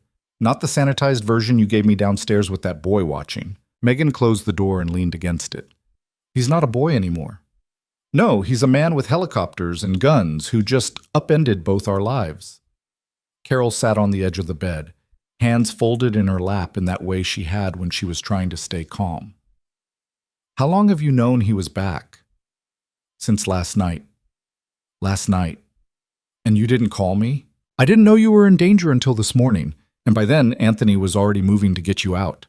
Megan crossed the room and sat beside her mother. "I'm sorry for all of this. You shouldn't be involved. I'm your mother. I'm involved in everything whether you want me to be or not." Carol's voice softened. "That boy broke your heart, Megan. It took you 2 years to stop crying yourself to sleep. 2 years. And now he shows up and you're just, what, trusting him?"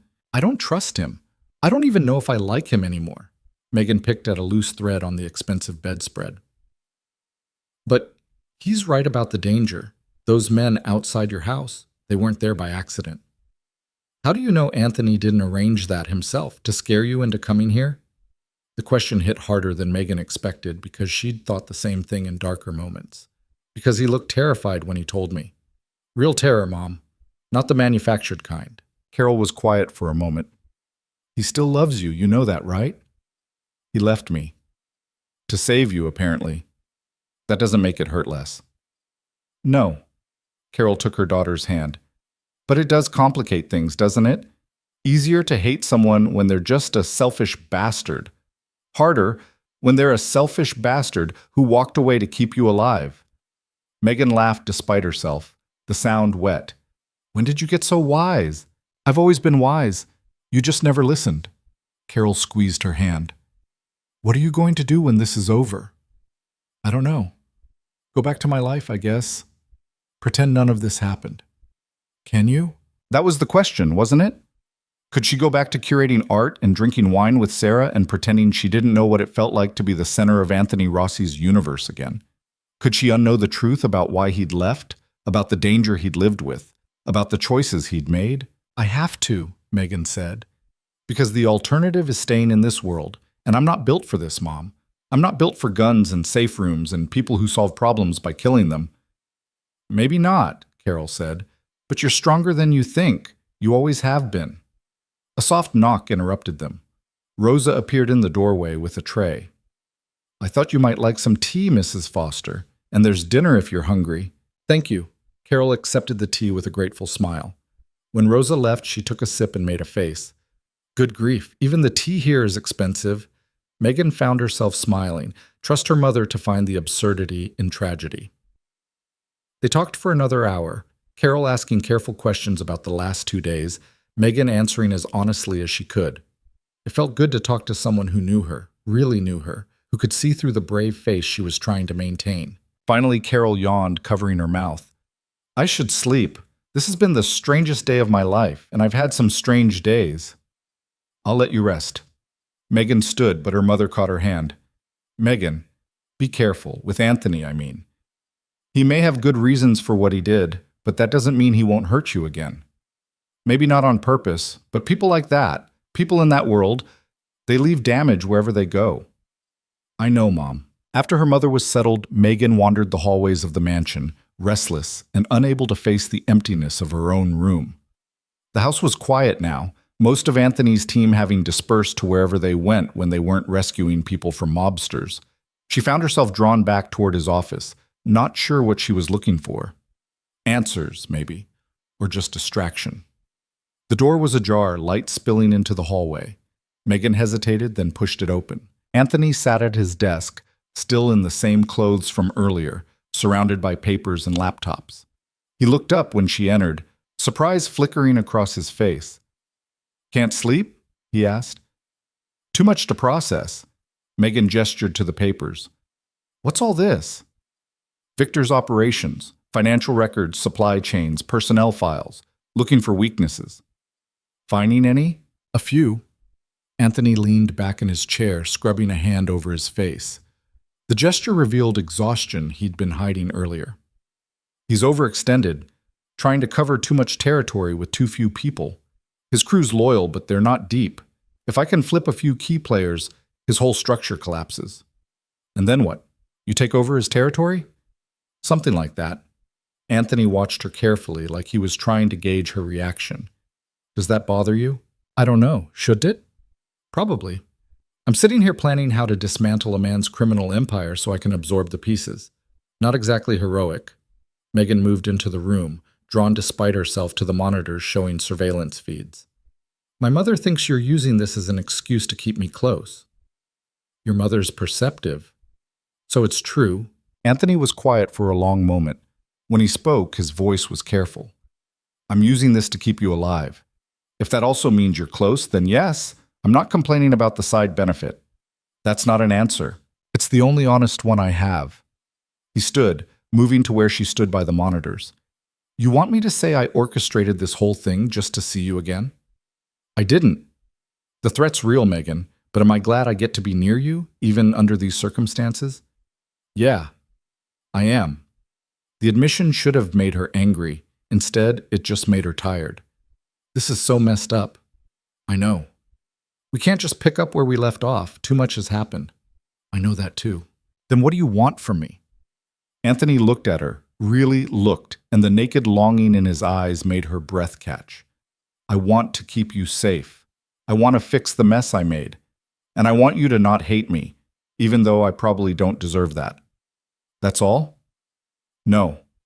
His voice dropped. But the rest isn't fair to ask for. Megan knew she should leave, should go back to her room and put distance between herself and this man who'd hurt her so badly. But her feet stayed planted, her body angled toward his like a compass finding north. Ask anyway, she said. Anthony's eyes darkened. Don't. Why not? Because if I tell you what I really want, it'll make everything harder. For both of us. Maybe I want things to be harder. Maybe easy hasn't been working out so well. The space between them felt charged, electric. Anthony took a step closer, close enough that Megan could smell his cologne, that familiar scent that brought back memories of lazy Sunday mornings and stolen kisses. I want time back, he said quietly. I want to undo the last 8 years and make different choices. I want to wake up next to you and not feel like I'm going to get you killed just by existing. I want to take you to dinner without checking for exits and armed guards. I want normal, Megan. And we'll never have that. Maybe normal's overrated. You don't mean that. Don't tell me what I mean. The words came out sharper than intended. You've spent 8 years deciding what I can handle, what I need, what's best for me. Maybe for once, you could let me decide. And what do you decide? Megan didn't have an answer.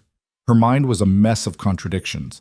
Anger and attraction, hurt and hope, fear and something dangerously close to want. She should walk away, should protect herself the way Anthony claimed he'd been protecting her. Instead, she closed the distance between them and kissed him. For a heartbeat, Anthony went completely still, shocked. Then his hands were in her hair, and he was kissing her back with 8 years of pent-up hunger and regret. Megan's hands found his chest, felt his heart racing under her palms, and the familiarity of it was devastating. This was wrong. This was stupid. This was exactly what she shouldn't be doing. She didn't care. Anthony pulled back first, breathing hard. Megan, don't. Don't analyze it or tell me all the reasons this is a bad idea. I already know them. She could feel tears burning behind her eyes and hated herself for it. I just needed to know if it was still there. If what we had was real or if I'd imagined it. It was real. His hands were still in her hair, gentle now. It's still real. That's the problem. Why is that a problem? Because you deserve better than this. Better than me. Anthony's voice was rough. You deserve someone who can give you a normal life. Someone who doesn't come with a body count and enemies who want to hurt you. What if I don't want normal? You do. You just don't know it yet. He let her go, stepping back, and the loss of contact felt like grief. When this is over, when you're safe, and you can go back to your gallery and your friends and your life, you'll remember why you built that life in the first place. And I'll let you go. You keep saying that like it's noble, like you're doing me a favor. Aren't I? Megan wanted to hit him, wanted to scream, wanted to kiss him again just to prove he was wrong. But the look in his eyes stopped her. That mix of love and resignation that said he'd already made his choice, already decided how this story ended. "You're a coward," she said, echoing her mother's words. "You're too scared to fight for what you want, so you're calling it protection and pretending it's heroic." "Maybe, but at least you'll be alive to hate me for it." The finality in his voice broke something in her. Megan turned and walked out of the office before the tears could fall, before she could say something she couldn't take back. She made it to her room before the sobs hit, collapsed on the ridiculous expensive bed, and cried into silk pillows, hating herself for still wanting him, hating him for making her want him, hating the whole impossible situation. When the tears finally stopped, she felt hollowed out, empty. Her phone sat on the nightstand, dead now. Her old life felt like it belonged to someone else. And the man downstairs was keeping her safe while simultaneously breaking her heart all over again. Megan must have fallen asleep eventually because she woke to sunlight streaming through the windows and someone knocking on her door. "Miss Foster? Mr. Rossi would like to see you in the dining room." It was Rosa's voice, gentle and professional. Megan dragged herself upright, feeling like she'd been hit by a truck. Her eyes were swollen from crying, her hair a mess. She looked exactly how she felt. She showered and dressed mechanically, choosing jeans and a sweater because they required no thought. When she made it downstairs, she found Anthony, her mother, and 3 men she didn't recognize sitting around a massive dining table covered with breakfast food. Anthony stood when she entered. "Megan, thank you for joining us." His tone was formal, professional, like last night hadn't happened, like he hadn't kissed her like she was oxygen and he was drowning. Megan took a seat next to her mother, who gave her a concerned look but said nothing. "These are my advisors," Anthony said, gesturing to the 3 men. "Marco you've met. This is Vincent, my uncle's former right hand, and Paul, who handles our legal operations." The men nodded. Vincent was older, 60s maybe, with gray hair and eyes that missed nothing. Paul looked like a lawyer. Expensive suit, wire-rimmed glasses, the kind of face that could convince a jury of anything. "We've been strategizing," Anthony continued, "and we have a plan to neutralize the Castellano threat." "I'm listening," Megan said.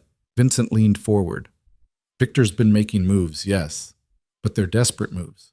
He's bleeding money, losing territory. His crew's getting nervous. We've identified 3 of his top lieutenants who might be willing to flip." "Flip meaning what exactly?" Carol asked. "Betray him?" "Essentially, yes." Paul adjusted his glasses.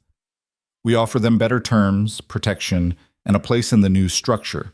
In exchange, they provide intel and step aside when we make our move on Victor's remaining assets." "And what happens to Victor?" Megan asked, though she already knew the answer. The men exchanged glances. Anthony was the one who spoke. "That depends on whether he's smart enough to negotiate his own exit." "But you don't think he will be?" "No. Victor's old school. He'll see negotiation as weakness. He'll fight until someone stops him permanently." "Meaning you'll kill him," Megan said it flatly, watching Anthony's face. "If it comes to that." Carol set down her coffee cup with a sharp click. "And you're telling us this why? To prepare us? To get our blessing?"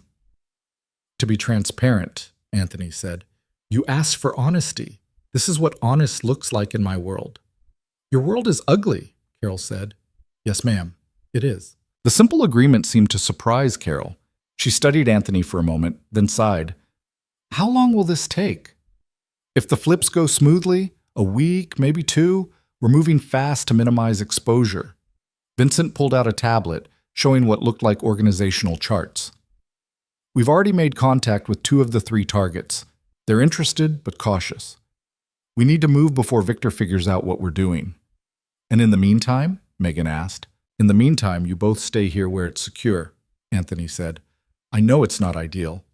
"It's a prison," Megan interrupted. "It's protection." "Same thing." Anthony's jaw tightened, but he didn't argue. Instead, he looked at Vincent. "Show them the other option." Vincent tapped the tablet, bringing up what looked like floor plans.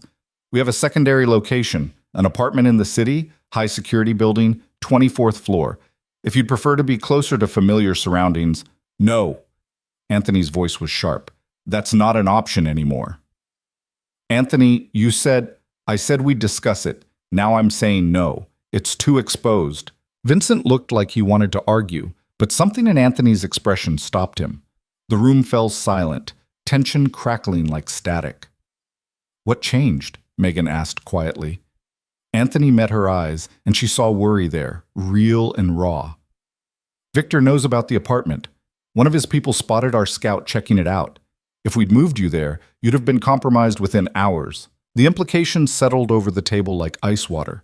They were running out of options, out of safe places. Victor was adapting, learning, getting closer. So we stay here, Carol said. For how long? Until it's done, Anthony said, however long that takes. After breakfast, the men dispersed to handle various aspects of the operation. Megan watched them go, these criminals in expensive suits who spoke about betrayal and murder like it was business, which she supposed it was. Her mother excused herself to call a friend who was supposed to be checking on her house. Megan was left alone in the dining room, staring at the remains of breakfast she hadn't been able to eat. Anthony appeared in the doorway. Can we talk? About what? You've made your position pretty clear. About last night. About what happened. Megan stood, needing to move. Nothing happened. I kissed you. You kissed me back. You gave me the "you deserve better" speech. End of story. Megan? Don't! She held up a hand. You were right, okay? It was a mistake. I was emotional and confused, and I shouldn't have done it. Can we just pretend it never happened? Can you? No. She couldn't. The memory of his hands in her hair, the familiar taste of him, the way her body had remembered his like coming home, none of that was going away. But she'd be damned if she admitted it. Yes, she lied. Anthony moved closer, and Megan's traitorous heart started racing. I can't. I've tried to forget you for 8 years and I can't. Last night just proved it. Then what do you want from me? Because you keep saying I deserve better, that we can't have a future, but then you look at me like that and I don't know what to think. I want to keep you safe. That's not enough. The words burst out louder than she intended, echoing in the empty dining room. Anthony flinched, and Megan realized David had appeared in the hallway, alert to the raised voices. It's fine, Anthony told him. Give us a minute. When they were alone again, Megan lowered her voice. Keeping me safe isn't the same as caring about me. It's not the same as wanting me. And I can't do this, can't be here with you, if all I am is another problem you need to solve. You're not a problem. Then what am I? Anthony looked at her, and the war playing out on his face was almost painful to watch. Want and duty, love and fear, all fighting for dominance. You're everything I can't have, he said finally. Everything I want and can't keep. You're the life I could have lived if I'd been someone different. But you're not someone different. You're you, and I'm me. And maybe that's enough. It's not. It can't be. Megan felt something inside her crack. Fine, you're right. It can't be. So let's just focus on surviving this and going our separate ways. She started to walk past him, but Anthony caught her arm. I'm trying to do the right thing here. The right thing for who? Because it's sure as hell not right for me. You don't know what you're saying. Yes, I do. You're the one who's confused. Megan pulled her arm free. You think keeping me at arm's length is noble, but really you're just scared. Scared that if you let yourself have this, have us, something will go wrong and you'll lose me the way you lost your father. Anthony went pale. Don't. Why not? It's the truth, isn't it? You're so terrified of failing that you won't even try. You think I'm not trying? His voice rose. I'm tearing apart a criminal empire to keep you safe. I'm making enemies of people who could kill us both. I'm risking everything, except yourself. You're risking everything except actually being vulnerable with me. The accusation hit home. Megan could see it in the way Anthony's expression closed off, walls slamming down. Believe what you want, he said coldly, but I know what I'm doing. Do you? Because from where I'm standing, you're repeating the same mistake you made 8 years ago, deciding what's best for me without asking what I want. And what do you want, Megan? Really want? The question hung between them, loaded. Megan opened her mouth to answer, then stopped. Because the honest answer was terrifying. She wanted him. Wanted the man he was now, scars and danger and all. Wanted a chance to see if what they'd had could survive in the real world instead of being frozen in memory. But saying that out loud meant risking everything, meant admitting she was willing to gamble her safe, normal life for something messy and dangerous and possibly doomed from the start. "I want the truth," she said instead. "I want you to stop hiding behind protection and duty and tell me what you really feel." "I already told you, last night." "You told me you wanted things we couldn't have. That's not the same thing." Anthony looked at her for a long moment, and Megan thought maybe, finally, he'd break.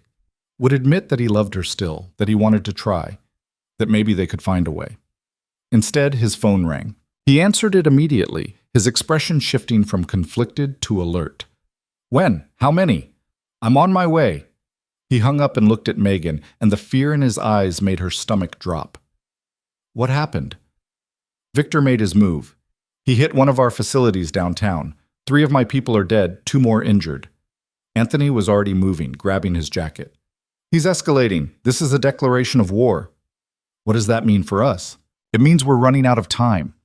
Anthony stopped at the door, looked back at her. "Stay inside. Don't go near the windows. David's team will be on high alert. I'll be back as soon as I can." Anthony, but he was already gone. The sound of his footsteps receding down the hallway, leaving Megan alone with her fear and unanswered questions.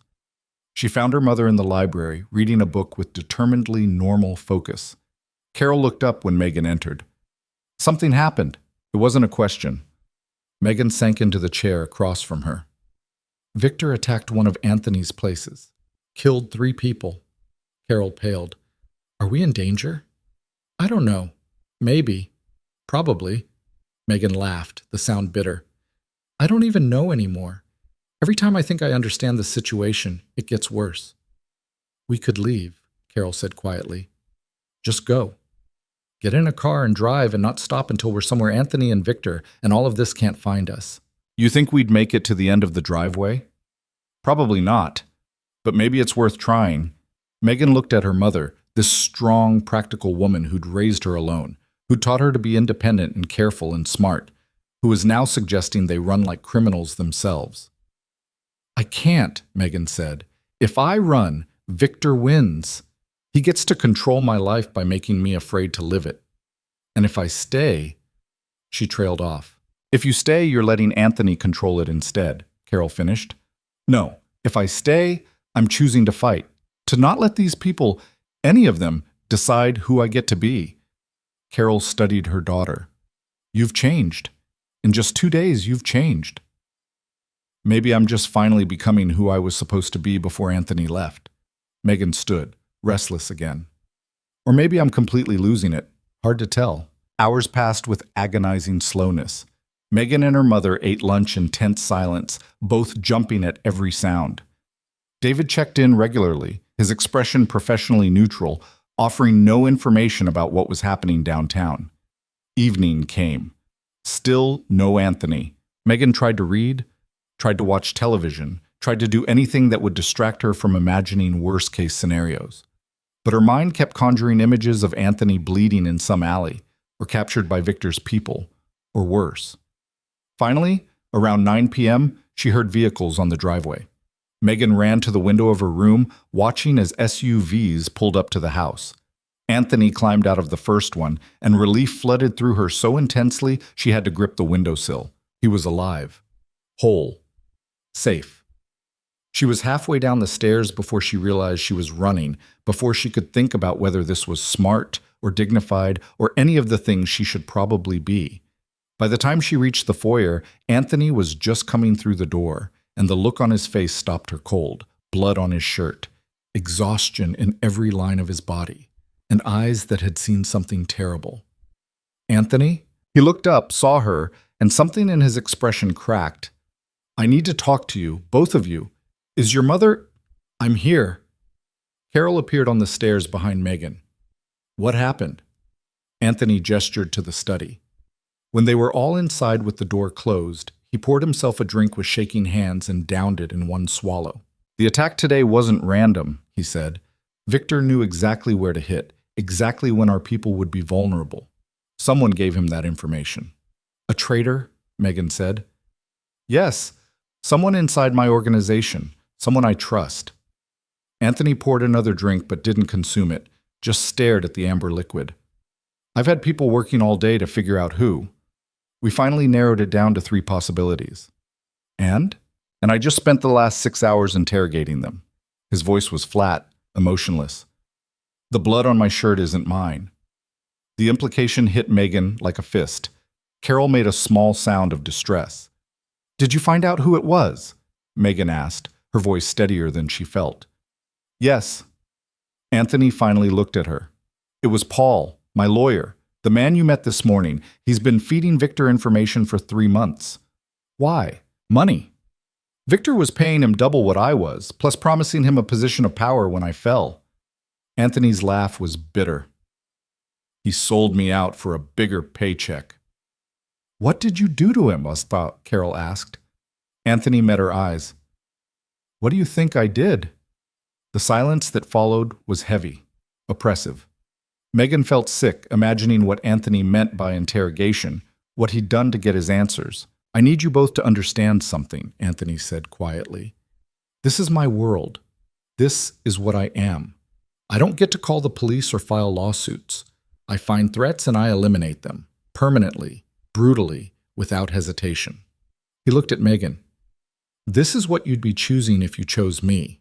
This violence, this darkness, every single day. Megan wanted to argue, to say it didn't matter, that she could handle it.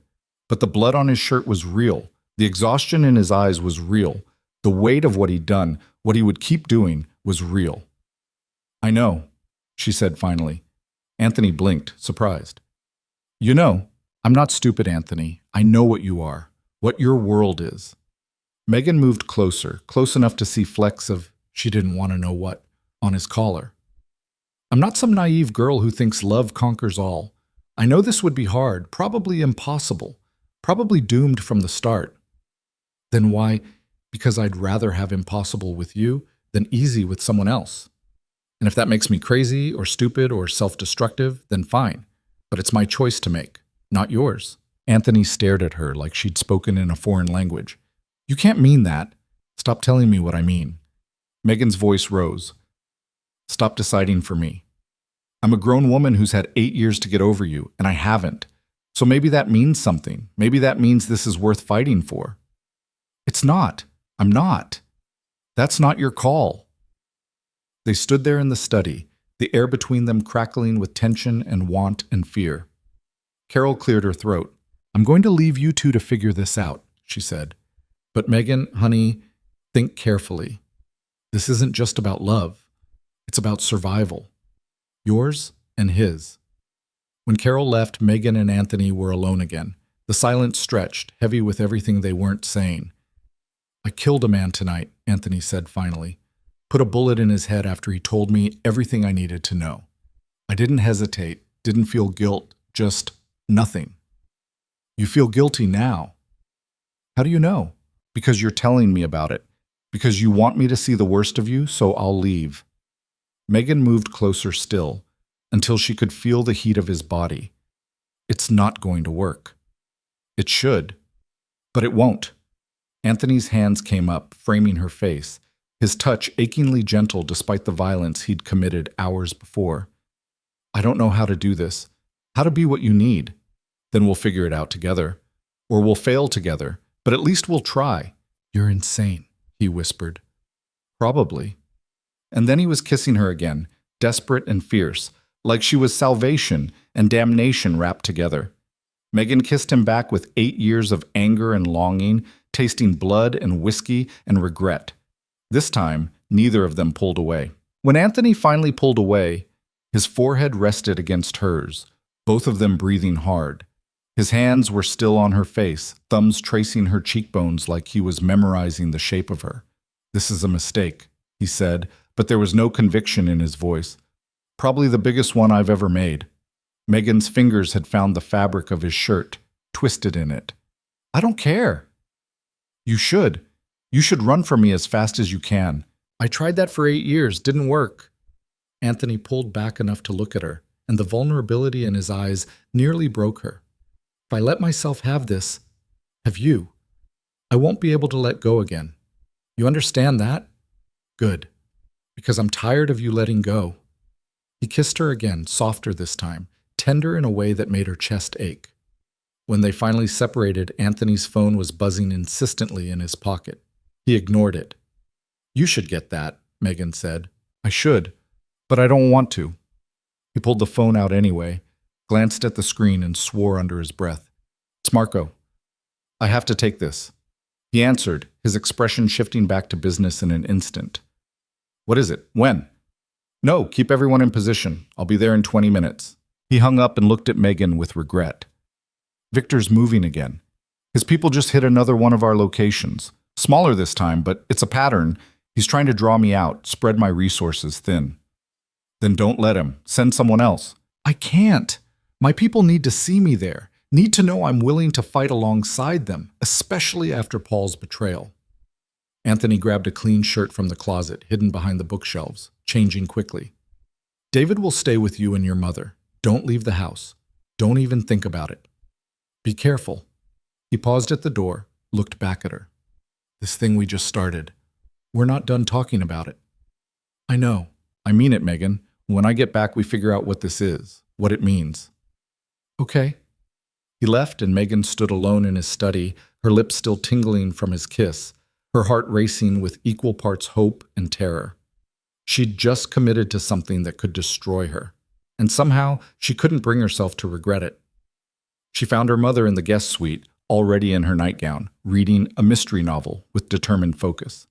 Mom, we need to talk. Carol set down her book. About Anthony. About me and Anthony. Oh, honey. Carol patted the bed beside her. Come sit. Megan curled up next to her mother like she had when she was a child, and Carol wrapped an arm around her shoulders. I know what you're going to say, Megan started. Do you? That I'm making a mistake. That he's dangerous. That I should protect myself.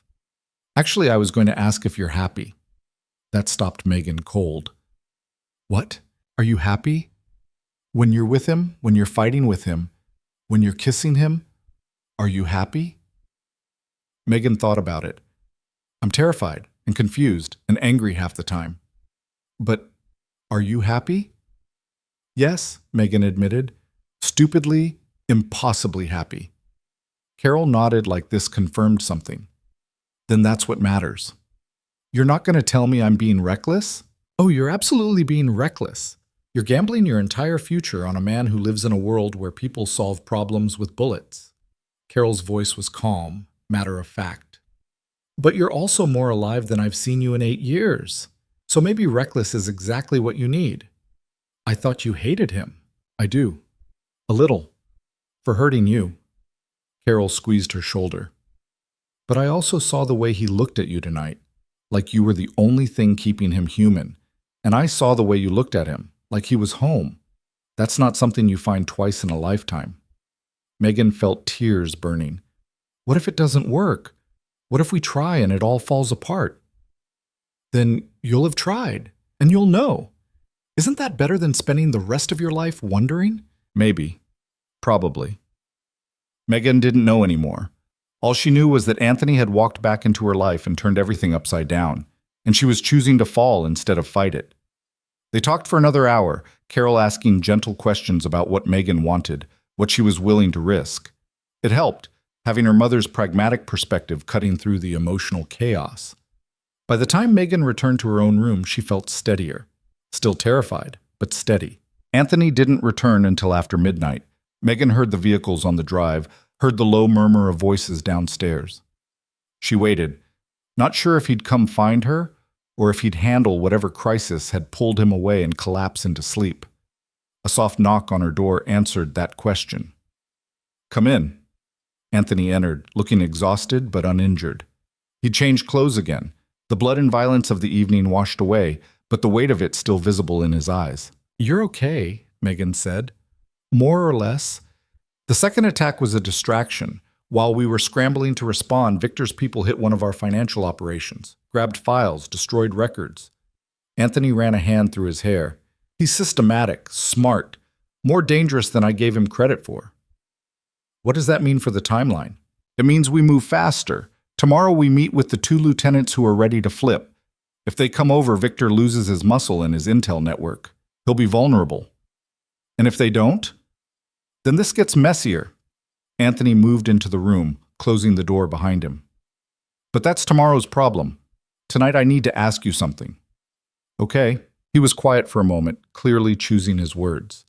What happened downstairs earlier, in the study? Was that just adrenaline? The stress of the situation making you feel things that aren't real? Is that what you think? I think you've been through hell in the last few days. I think you're scared and isolated, and I'm the only familiar thing in all this chaos. I think maybe you're confusing protection with love. Megan stood, closing the distance between them. You want to know what I'm feeling? I'll tell you. I'm angry at you for leaving. I'm angry at myself for still wanting you. I'm terrified of what your world is, what it could do to me, and underneath all of that, I love you. Still, again, I don't even know if it ever stopped. Anthony's breath caught. Megan, I'm not done. I know this is insane. I know we're probably doomed. I know that choosing you means choosing danger and violence and a life I never wanted. But I also know that when you kiss me, I feel like I can breathe again for the first time in 8 years. So no, it's not just adrenaline. It's not confusion. It's just the truth. For a long moment, Anthony just looked at her. Then he was kissing her again, fierce and desperate, backing her toward the bed.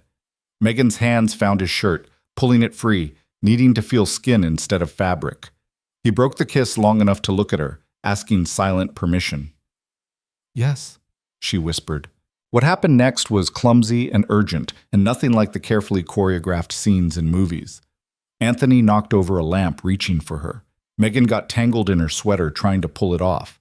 They laughed despite the gravity of what they were doing, despite everything hanging over them. And when they finally came together, skin against skin, it felt like coming home after being lost for years.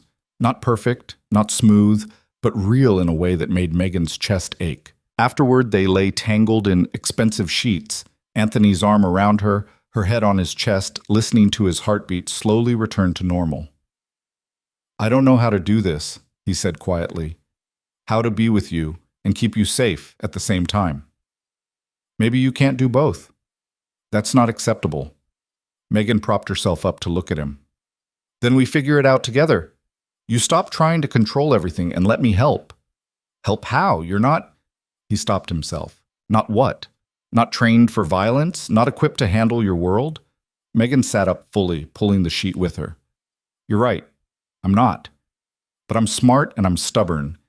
And I know you better than anyone else in your life. That has to count for something. Anthony pulled her back down against him. It counts for everything. That's the problem. They fell asleep like that, wrapped around each other, stealing a few hours of peace before tomorrow's chaos resumed. Megan woke to sunlight and the smell of coffee. Anthony was already up, dressed, standing by the window with his phone pressed to his ear. She watched him for a moment, this man who'd become a stranger and then familiar all over again in the space of days. He turned, saw her awake, and ended his call. Morning. Morning. Megan sat up, suddenly self-conscious. What time is it? 7. I let you sleep. He brought her a cup of coffee, fixed exactly how she liked it, which meant he'd remembered after 8 years. The meet with Victor's lieutenants is at 10. I need to prep. Can I come? No. Anthony. It's too dangerous. These are men who've killed for Victor, who might still be loyal to him. If this is a trap, if it goes wrong, then you'll want someone there who has your back. I'll have Marco and Vincent. They're trained for this. Megan set down her coffee. Last night you said we'd figure this out together. That means letting me in, not keeping me locked up here like some princess in a tower. That's not what I'm doing, isn't it? Anthony's jaw tightened. This isn't a negotiation, Megan. You're staying here where you're safe. End of discussion. You don't get to make that call. Yes, I do. Because keeping you alive is more important than your feelings about being protected. The words hit like a slap. Megan felt her anger rising, hot and sharp. This is exactly what I was afraid of. You say you want to be with me, but the second things get real, you fall back into the same pattern. Making decisions for me, controlling my life. I'm trying to keep you alive. I know, and I'm grateful. But I can't live like this, Anthony. I can't be with someone who treats me like I'm fragile. Like I need constant protection. You do need protection. Victor wants to kill you just to hurt me. That's not paranoia, it's fact. Then teach me to protect myself. Give me a gun. Teach me to shoot. Let me learn instead of locking me away. Anthony stared at her like she'd suggested jumping off a bridge. You want to learn to shoot? I want to not be helpless. There's a difference. For a long moment, he didn't respond. Then something shifted in his expression, surprise giving way to consideration. You're serious. Completely. You understand what you're asking? Guns aren't toys. If you learn to shoot, you need to be prepared to use it, to potentially kill someone. Megan's stomach twisted, but she nodded. I understand. Anthony studied her, and she could see him reassessing, recalculating. Okay. After the meeting, when I get back, I'll teach you. Basic safety, how to hold it, how to aim. Nothing advanced, just enough that you're not completely helpless if something happens. It wasn't what Megan wanted. She wanted to go with him, wanted to be part of this instead of waiting on the sidelines. But it was something. A concession. A sign that maybe he was willing to meet her halfway. Thank you. Don't thank me yet. You might hate it. Anthony moved to the door. Stay inside. David's team is on high alert. Your mother's having breakfast in the dining room if you want company. Be careful today. He paused. I'm always careful. No, you're always controlled. That's different. Today, be actually careful. Come back to me. Something in Anthony's expression softened. He crossed back to her, kissed her forehead. I will. I promise. When he was gone, Megan got dressed and went to find her mother. Carol was indeed in the dining room, working through a plate of eggs while reading something on a tablet David must have provided. Morning, honey. Sleep well? The knowing look in her mother's eyes made Megan flush. Mom, I'm just asking about your sleep. Why, did something else happen? You're impossible. I'm observant. There's a difference. Carol set down the tablet. He left for the meeting? Yes, and I'm stuck here, useless. You're not useless. You're safe. There's a difference. Megan poured herself more coffee, restless and frustrated. I can't just sit here while he risks his life. That's what being with someone like Anthony means, though. Waiting, worrying, hoping they come home. Carol's voice was gentle. Your father was a firefighter. I spent 20 years watching him walk out the door, not knowing if he'd come back. It's not easy. Megan had forgotten that. Her father had died when she was 12, a roof collapse during a warehouse fire. She remembered her mother's face when the chief came to the door, the way her whole world had shattered in an instant. How did you do it? Megan asked quietly. I loved him more than I feared losing him, and I trusted him to be as careful as he could be. Carol reached across the table, took her daughter's hand. But I won't lie to you. There were nights I couldn't sleep, days I jumped every time the phone rang. It takes a toll. Maybe I'm not strong enough for this. You are. You're stronger than you know. You just have to decide if he's worth it. Was he? Megan thought about Anthony's hands on her face, the way he looked at her like she was everything, thought about the violence he was capable of, the darkness he lived in, thought about the alternative, going back to her safe, quiet life without him. He is, she said. He's worth it. The morning dragged. Megan tried to read, tried to watch television, tried to do anything that would distract her from checking the clock every 5 minutes. Her mother wisely said nothing, just stayed nearby, a quiet presence. Around 11, David appeared in the doorway of the library where Megan had finally settled with a book she wasn't actually reading. Miss Foster, I have an update. Megan stood immediately. What happened? Is Anthony okay? Mr. Rossi is fine. The meeting went as planned. Both lieutenants agreed to flip. They're providing locations and schedules for Victor's remaining operations. Relief flooded through her. That's good, right? Very good. It means we're in the endgame now. Within 48 hours, this should be over. Over? The word should have been comforting. Instead, Megan felt a strange twist of anxiety. When this was over, she'd have to decide what came next. Whether to try building something real with Anthony or walk away while she still could. When will he be back? She asked. Couple hours. He's coordinating the next moves with his team. David hesitated, then added, He asked me to tell you he hasn't forgotten his promise. About the firearms training. Megan almost smiled. Thank you, David. When Anthony finally returned, it was mid-afternoon. Megan was in the garden, technically still inside the secure perimeter, though she'd needed the fresh air desperately. He found her there, sitting on a stone bench watching leaves fall from trees that probably cost more than her car. You kept your promise, she said without preamble. You came back. Always. He sat beside her and she could feel the exhaustion rolling off him. David told you about the meeting? That it went well, that we're close to the end. Yeah, we hit Victor's main operations tomorrow night. If everything goes according to plan, by this time tomorrow, the threat's neutralized. And if it doesn't go according to plan? Anthony was quiet for a moment. Then things get complicated, but they won't. We have the intel we need, the people we need. Victor's backed into a corner. Cornered animals are the most dangerous. I know, that's why I'm being careful. He took her hand, threading his fingers through hers. You ready for that shooting lesson? Megan's stomach flipped. Now? No time like the present. Come on. He led her through the grounds to a structure she hadn't noticed before. What looked like a maintenance building but turned out to house a private shooting range. The space was soundproofed, climate-controlled, lined with targets at various distances. Anthony retrieved a handgun from a locked cabinet, checking it with practiced efficiency. This is a Glock 19, 9mm 15-round magazine, standard for a reason, reliable, relatively easy to handle, enough stopping power to be effective. He walked her through the basics, how to hold it, how to stand, how to aim. His hands guided hers, positioning her fingers, adjusting her stance.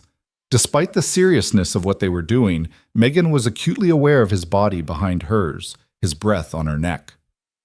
Focus, Anthony said, and she could hear the smile in his voice. I am focused. On the target. He stepped back and Megan raised the gun, trying to remember everything he'd told her. The weight felt foreign in her hands, heavy with potential violence. Whenever you're ready, Anthony said. Megan squeezed the trigger. The recoil surprised her, the gun jumping in her hands. Her shot went wide, missing the target completely. That's okay. Try again. Adjust your grip. She fired again and again. By the 10th shot, she was at least hitting the target, even if she wasn't anywhere near the center.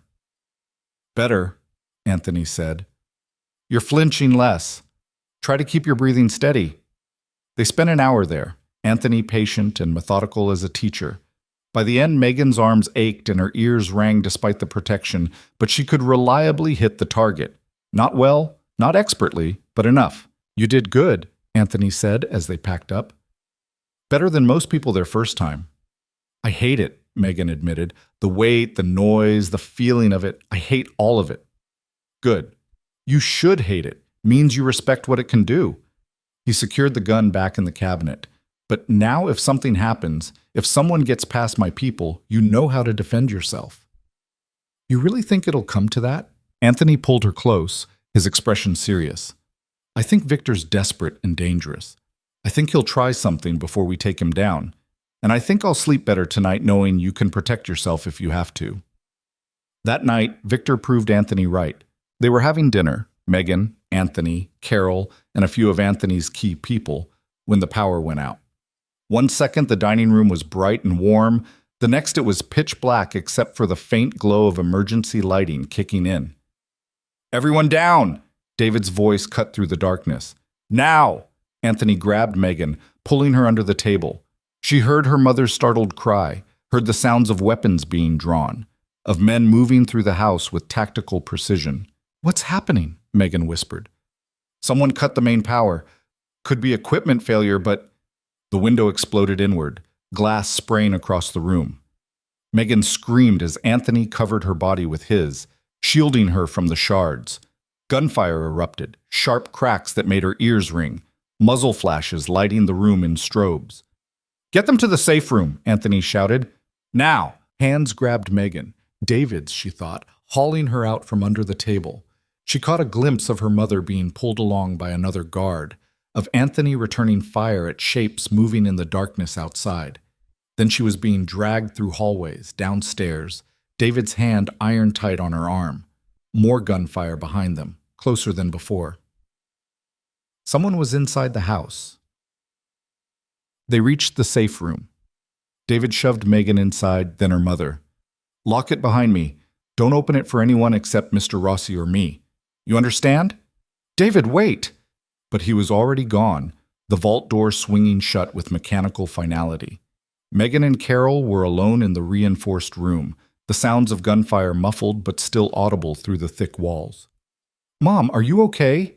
Megan grabbed her mother's shoulders, checking for injuries. I'm fine. Scared, but fine. Carol's hands were shaking. What's happening? Victor's people, they found us. On the monitors, Megan could see chaos. Men in tactical gear storming the house. Anthony's people falling back, fighting room by room. She searched the screens frantically for Anthony, finally spotting him near the main entrance, coordinated and lethal as he directed his people. Then one of the monitors went dark. Then another. Someone was systematically taking out the cameras. They're coming for us, Megan said. The safe room is secure, David said, don't open the door. He didn't say they couldn't get through it. As if in answer, there was a massive explosion somewhere in the house. The whole room shook, dust raining from the ceiling. One of the remaining monitors showed smoke billowing from the east wing. They're using explosives, Carol said, her voice tight with fear. Megan moved to the weapons cabinet, her hands shaking as she input the code Anthony had shown her earlier. The door swung open, revealing an arsenal. She grabbed the Glock 19, the one she'd trained with, and checked it the way Anthony had taught her. Megan, what are you doing? Being ready. She handed her mother a smaller pistol. Do you know how to use this? Your father taught me, long time ago. Carol took it with trembling hands. I never thought I'd need to. Me neither. They waited in the safe room, weapons ready, listening to the sounds of battle rage above them. Minutes stretched like hours. Megan's finger rested on the trigger guard, her heart hammering so hard she thought it might break her ribs. Then silence. Sudden and absolute. Megan and Carol looked at each other. Is it over? Carol whispered. Before Megan could answer, someone pounded on the safe room door. Megan, open up! Anthony's voice. Megan moved toward the controls, but Carol grabbed her arm. Wait, how do we know it's really him? The question sent ice through Megan's veins. They'd been warned about this, about Victor's people using recordings, about tricks to get them to open up. Megan, I know you can hear me. You need to open this door now. Anthony again, urgent but controlled. Victor's people are falling back, but I need to get you both somewhere more secure. What did you promise me this afternoon? Megan called through the door. In the garden? A pause, then, that I'd come back to you. Always. It was him. Had to be. Megan worked the controls and the vault door swung open. Anthony stood there, blood on his face from a cut above his eyebrow, his shirt torn, but alive. Relief crashed over Megan so intensely her knees nearly buckled. You're okay, she breathed. For now, we need to move. They'll regroup and hit us again. He looked past her to Carol. Mrs. Foster, are you injured? No, I'm fine. What happened out there? Victor threw everything he had at us. 15 men, maybe 20. We took down most of them, but some got away. Anthony was already moving, leading them out of the safe room. The house isn't secure anymore. We're evacuating to a secondary location. They emerged into chaos.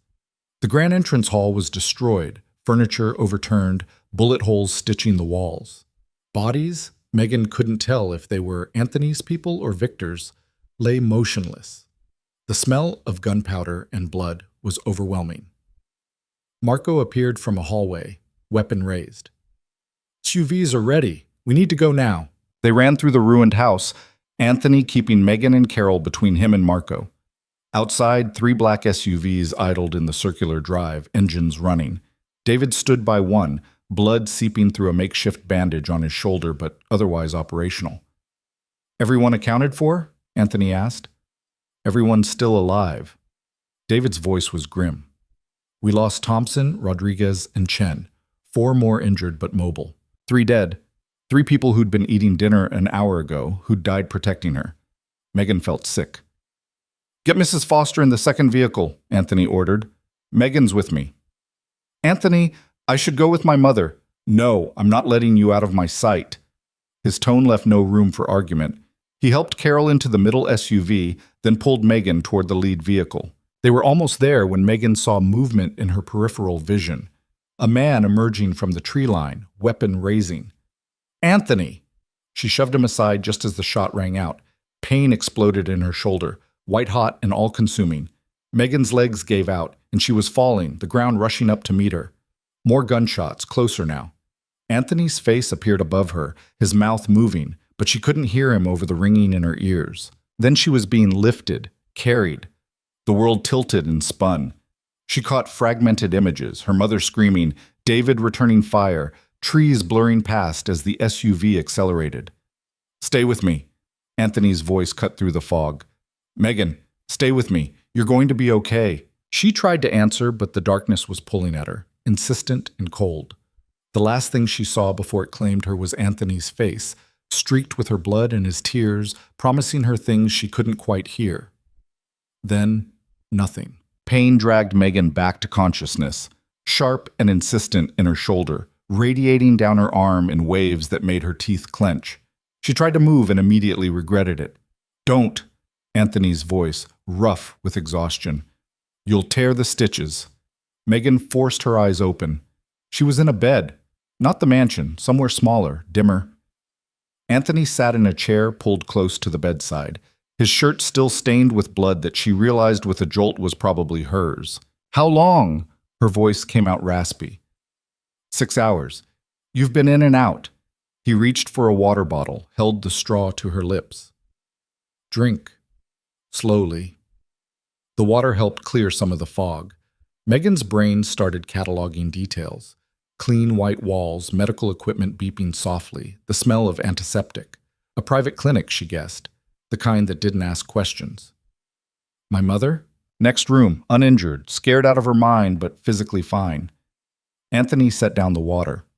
You saved my life. The memory came back in pieces, the gunman in the trees, shoving Anthony aside. The impact of the bullet hitting her shoulder. I didn't think. I just moved. You took a bullet meant for me. Something raw flickered across Anthony's face. You could have died. But I didn't. You came close. The bullet nicked an artery. If we'd been 5 minutes further from the clinic... He stopped, jaw clenching. I almost lost you because you were protecting me. That's not how this is supposed to work. There's no supposed to. There's just what happened. Megan tried to sit up, gasped at the pain. Anthony immediately helped, adjusting pillows behind her with surprising gentleness. Did they get away, Victor's people? Most of them. We're tracking the ones who survived. Anthony's voice went cold. But Victor himself wasn't there. He sent his crew to test our defenses while he stayed safe somewhere. Cowards move. Smart move, Megan corrected. He's still out there. We're not safe yet. No, we're not. Anthony stood, pacing to the window. Dawn light was starting to creep through the blinds. Which is why what I'm about to tell you is going to make you angry. Megan's stomach dropped. What did you do? I made a call to Vincent and Marco while you were in surgery. He turned to face her. We're moving up the timeline, hitting Victor's main compound tonight instead of waiting. Every resource we have, all at once. We end this now. That's not what makes me angry. What else? Anthony's expression confirmed her suspicion. You and your mother are being moved to a secure location 3 hours from here, somewhere Victor doesn't know about, somewhere he can't reach. You'll stay there with a full security team until this is over. No. Megan, no. I'm not running while you walk into a war. She pushed herself more upright despite the pain screaming through her shoulder. You promised we'd figure this out together. That was before you got shot protecting me. Anthony's control cracked, anger and fear bleeding through. I can't do this if I'm worried about you. I can't focus on taking down Victor if half my brain is terrified that he'll get to you again. Then don't make me leave. Keep me close where you know I'm safe. The safest place for you is as far from me as possible. We tried that already. 8 years, remember? It didn't work. Megan met his eyes. I'm not leaving. You'll have to physically drag me, and given that I just got shot, that's going to make you look like a real bastard. Despite everything, Anthony almost smiled. You fight dirty. I learned from the best. He moved back to the bedside, sat on the edge. You understand what tonight means. If we fail, if Victor wins, he'll kill everyone connected to me, including you, especially you for what you did to his men at the house. I didn't do anything. I was in the safe room. You survived. That's enough. Anthony took her hand, careful of the IV line. This isn't a game, Megan. This is the end. One way or another, by tomorrow morning, either Victor's dead or we are. The weight of that settled over her. Then I want to be with you. If this is it, if these are the last hours, I don't want to spend them hiding in some safe house wondering if you're alive. You're asking me to risk you. I'm asking you to trust me, to let me make my own choices, even the dangerous ones. She squeezed his hand. I know the cost. I'm choosing to pay it. Anthony looked at her for a long moment, and she could see the war in his eyes. Finally, he nodded. Okay, but you stay with David at a secondary position. You don't come to the compound. That's non-negotiable. Deal. And if things go wrong, if I give the order, you run. You and your mother get in a car and you drive until you hit Canada. Understood? Understood. He leaned down, kissed her forehead. I'm going to check on your mother. Try to rest. The doctor said you need at least a few more hours before you should even be sitting up. Anthony? She caught his hand before he could leave. Come back to me tonight. Whatever happens with Victor, you come back. I will. I promise. After he left, Megan lay back against the pillows, exhaustion pulling at her. But her mind wouldn't quiet. Tonight, everything would end. Either they'd win and she could start building a real life with Anthony, or they'd lose and none of it would matter. She must have dozed because the next time she opened her eyes, her mother was sitting in the chair Anthony had vacated, watching her with red-rimmed eyes. Mom, don't you ever do that again. Carol's voice shook. Don't you ever scare me like that. When I saw you fall, when I saw all that blood, I'm okay, I'm fine. You got shot, Megan. You are objectively not fine. Carol wiped at her eyes angrily. Anthony told me what you did, that you pushed him out of the way. I didn't think. I just reacted. That's what scares me. You didn't think. You just threw yourself in front of a bullet for him. Carol leaned forward. I know you love him. I see it. But you can't keep doing this. You can't sacrifice yourself for him. He would do the same for me. He has done the same for you. 8 years ago, when he left. And it destroyed you both. Carol took her hand. I'm not saying don't love him. I'm saying don't lose yourself in the process. The words hit harder than Megan expected. I don't know how to do both. How to love him and stay whole. Nobody does at first. It's something you learn. Carol smiled sadly. Your father and I fought about it constantly. Him running into burning buildings, me terrified every day. But we found balance. We found ways to be partners instead of just protector and protected. How? By being honest. By admitting when we were scared instead of pretending to be strong all the time. By letting each other be both vulnerable and brave. Carol squeezed her hand. Anthony spent 8 years trying to protect you by pushing you away. You've spent 8 years trying to prove you don't need protection. Maybe it's time you both tried something different. A nurse came in then to check Megan's vitals and change her bandages. The wound was ugly, stitched and swollen, already bruising purple and black. But the nurse said it was healing well, that she'd been lucky. Lucky. Megan would have laughed if it didn't hurt so much. By late afternoon, the doctor cleared her to move around, though he warned her to take it easy. Megan showered carefully, changed into clothes someone had brought, jeans and a loose button-up shirt that didn't aggravate her shoulder.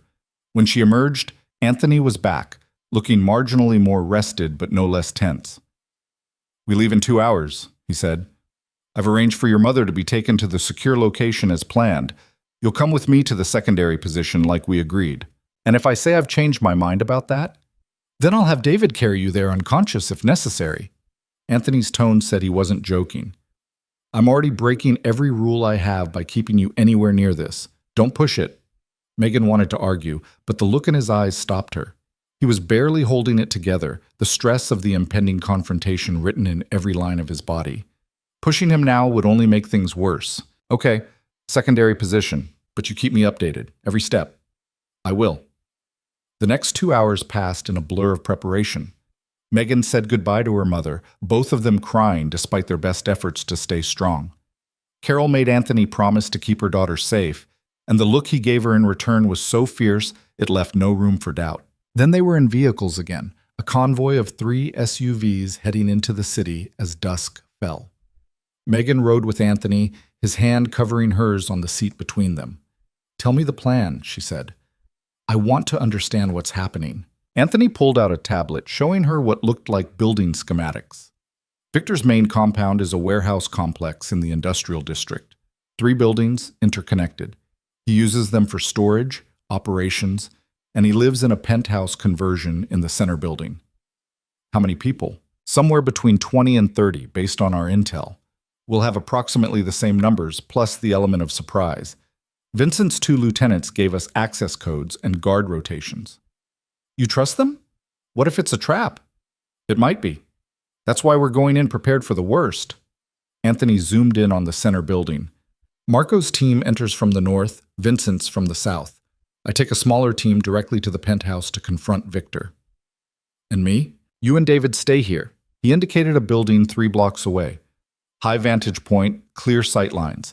David's one of our best marksmen. If things go wrong, he provides cover while we extract. It was a sound plan. Professional. The kind of operation that should work if everyone did their jobs. But Megan couldn't shake the feeling that something was going to go wrong. What if Victor's not there, she asked. What if he ran? Then we tear apart his entire operation until we find him. But he won't run. Men like Victor don't run. They dig in and fight to the last. They reach the secondary position, an office building, evacuated for the weekend. David and 2 other men were already there, setting up equipment. Anthony walked Megan through to a corner office with windows overlooking the warehouse complex in the distance. You stay here, he said. No matter what you see, no matter what you hear, you stay put. David has orders to physically restrain you if necessary. I know. You've told me, repeatedly. Anthony pulled her close, mindful of her injured shoulder. I need you to promise me something. What? If I don't make it back, don't. Megan cut him off. Don't say that. You're coming back. If I don't, he continued, voice firm, there's an envelope in the safe at the clinic. Instructions, money, contacts, everything you need to disappear and start over. Promise me you'll use it. Anthony? Promise me, Megan. She looked up at him, this man who'd turned her life upside down twice now, who'd broken her heart to save her life, who was about to walk into a situation that could kill him. And she knew that if she didn't promise, he'd spend the whole operation worried about what would happen to her instead of focused on staying alive. I promise. He kissed her then, deep and desperate, like he was trying to memorize the taste of her. When he pulled back, his eyes were suspiciously bright. I love you, he said. I should have said it 8 years ago. Should have said it every day since. I love you, Megan Foster. No matter what happens tonight, I need you to know that. Megan's throat was tight. I love you too, so you better come back and tell me again in person. I will. He kissed her once more, quick and fierce, then stepped back. David, she's yours. Keep her safe. With my life, boss. Then Anthony was gone, his footsteps echoing down the empty hallway. Megan watched from the window as he emerged on the street below, climbing into an SUV with Marco and 3 others. The convoy pulled away, heading toward the warehouse complex. He'll be okay, David said quietly. Mr. Rossi's good at this. One of the best I've seen. Have you ever seen him this distracted before? This worried about someone? David was quiet for a moment.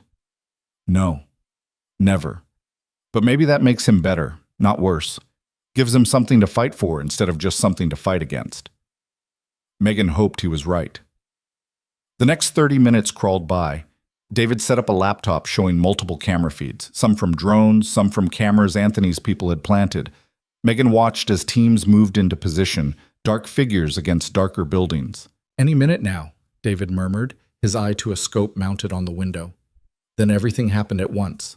On the feeds, she saw Marco's team breach the north entrance. Saw Vincent's team hit the south, saw muzzle flashes as gunfire erupted. The sound reached them seconds later, distant pops that made Megan's hands clench. They're in, David reported. Meeting resistance but moving forward. Megan watched the feeds, trying to track Anthony. There, she caught a glimpse of him moving through a hallway, weapon raised. 3 men with him, moving like they'd done this 1,000 times. They reached a stairwell, started climbing. On other feeds, the fighting was fierce, bodies dropping, both sides taking casualties. Megan saw one of Anthony's people go down, two of Victor's. The warehouse was chaos, smoke and blood and violence. "Come on," she whispered. "Come on." Anthony's team reached the top floor. Megan leaned closer to the screen, her heart in her throat. They approached a door. The penthouse entrance. One of Anthony's men placed something on the handle. Explosive charge. The screen went white as it detonated. When the image cleared, Anthony's team was moving through the smoke into a large space. And there, waiting for them, was Victor Castellano. He wasn't alone. At least 10 men surrounded him, weapons trained on the doorway. "It's a trap," Megan breathed. But Anthony didn't retreat. He stepped forward, lowering his weapon slightly. Megan couldn't hear what he was saying, but she could read his body language. Negotiating, trying to talk his way out. Victor said something back, laughed, raised his own weapon. "No," Megan said. "No, no, no." Gunfire erupted. Anthony dove behind a support column as his team returned fire. The feed dissolved into chaos. Too much smoke, too much movement. Megan couldn't track who was who, couldn't see if Anthony was okay. "David, can you see him? Can you see if he's—" "I got him." David's voice was tense. 3 o'clock. Behind the pillar. He's pinned down. On the screen, Megan could see the situation deteriorating. Anthony's team was outnumbered, outgunned. They were being driven back toward the stairwell. Then one of the feeds showed something that made her blood run cold. Victor's reinforcements, pouring in from a hidden entrance. At least 15 more men, cutting off the retreat. "They're surrounded," David said, already on his radio. "All teams. Rossi is pinned in the penthouse. Need immediate support. Repeat, immediate support." But on the other feeds, Marco's and Vincent's teams were fighting their own battles, couldn't extract a help. Anthony was on his own. Megan watched in horror as the situation spiraled.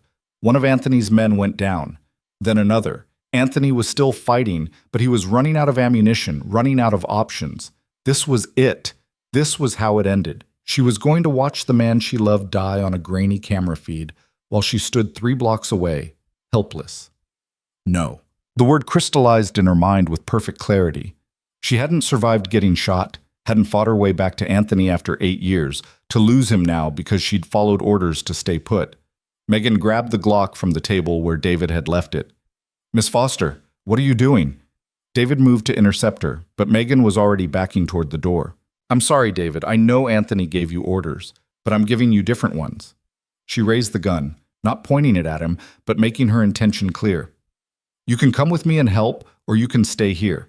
But you're not stopping me. If I let you go, Mr. Rossi will kill me. Only if he survives. And right now, those odds aren't looking great." Megan's voice was steady despite the fear coursing through her. "I have an idea, but I need your help." David looked at her for a long moment. Then he swore under his breath and grabbed his rifle. "What's your idea?" "Victor's expecting an assault from inside the building. He's not watching for threats from outside." Megan pointed to the warehouse across the street. "That rooftop has a direct line of sight to the penthouse windows.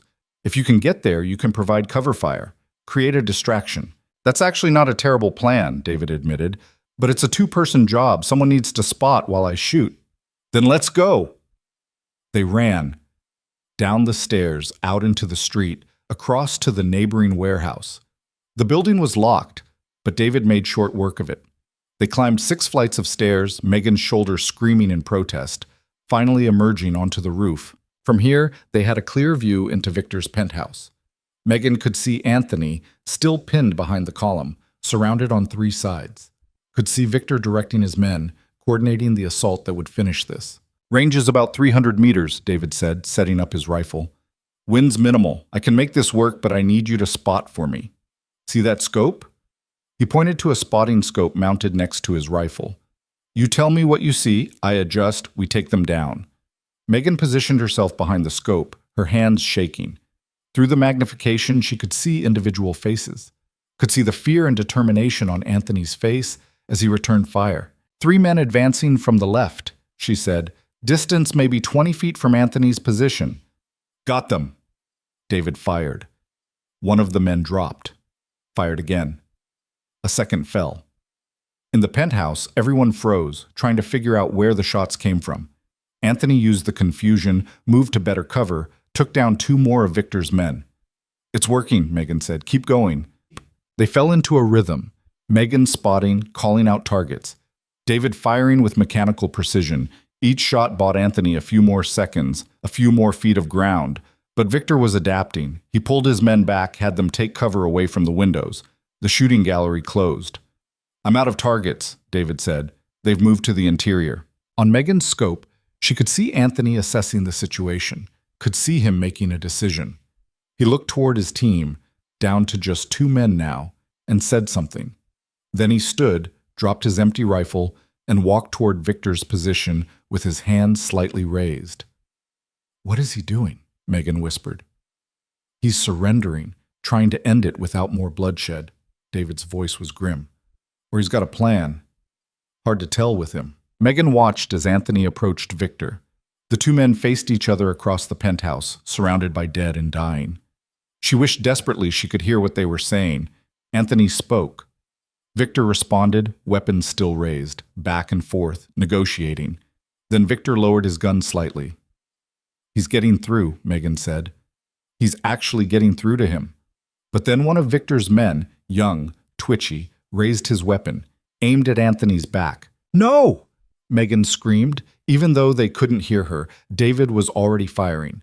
The shot took the young man in the shoulder, spinning him around, but his finger was already on the trigger. His weapon discharged wild. The bullet caught Victor in the chest. Everything stopped. Victor looked down at the blood blooming across his shirt, surprised. Then his legs gave out, and he collapsed. The penthouse erupted into chaos. Victor's men, seeing their leader fall, opened fire on each other in confusion and panic. Anthony dropped, rolled behind cover as bullets flew. "We need to get down there," Megan said. "Now!" They ran. Back down the stairs, across the street. David was on his radio, calling for medical, calling for backup.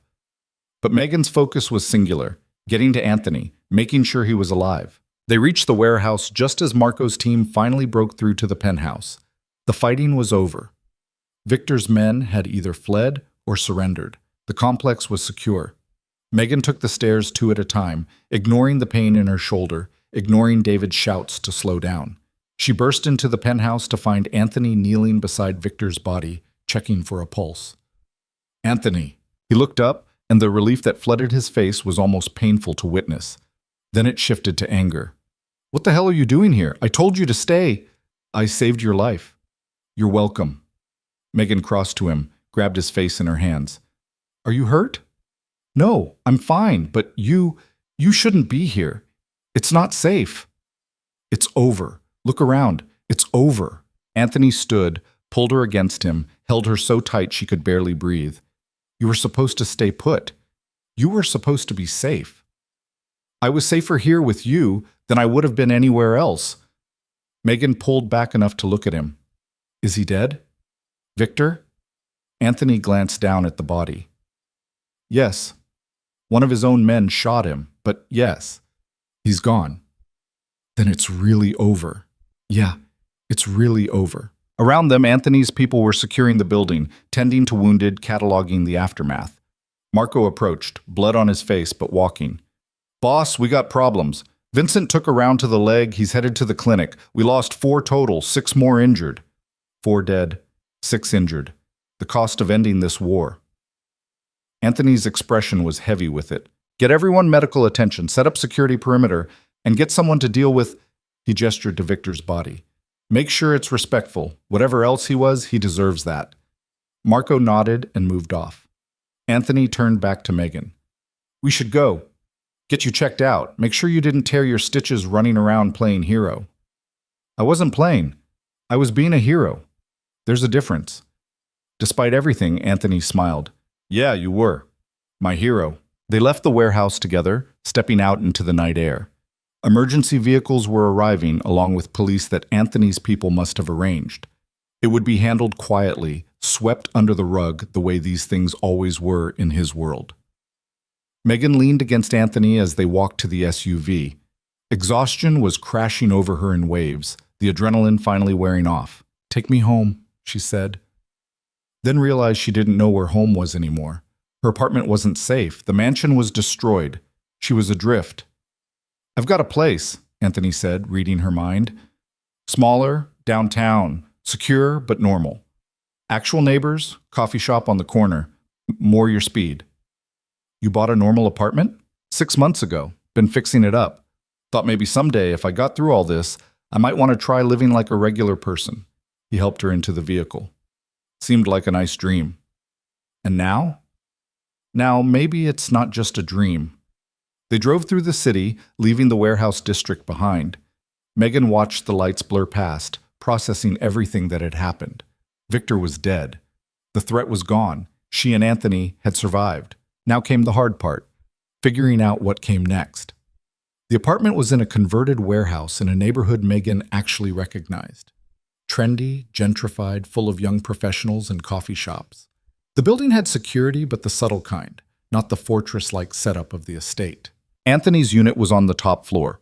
Open concept, industrial chic, floor-to-ceiling windows overlooking the river. It was beautiful and surprisingly normal, like he'd actually tried to imagine what a regular life might look like. I like it, Megan said, moving to the windows. Yeah? Anthony came up behind her, wrapped his arms carefully around her waist. I was hoping you would.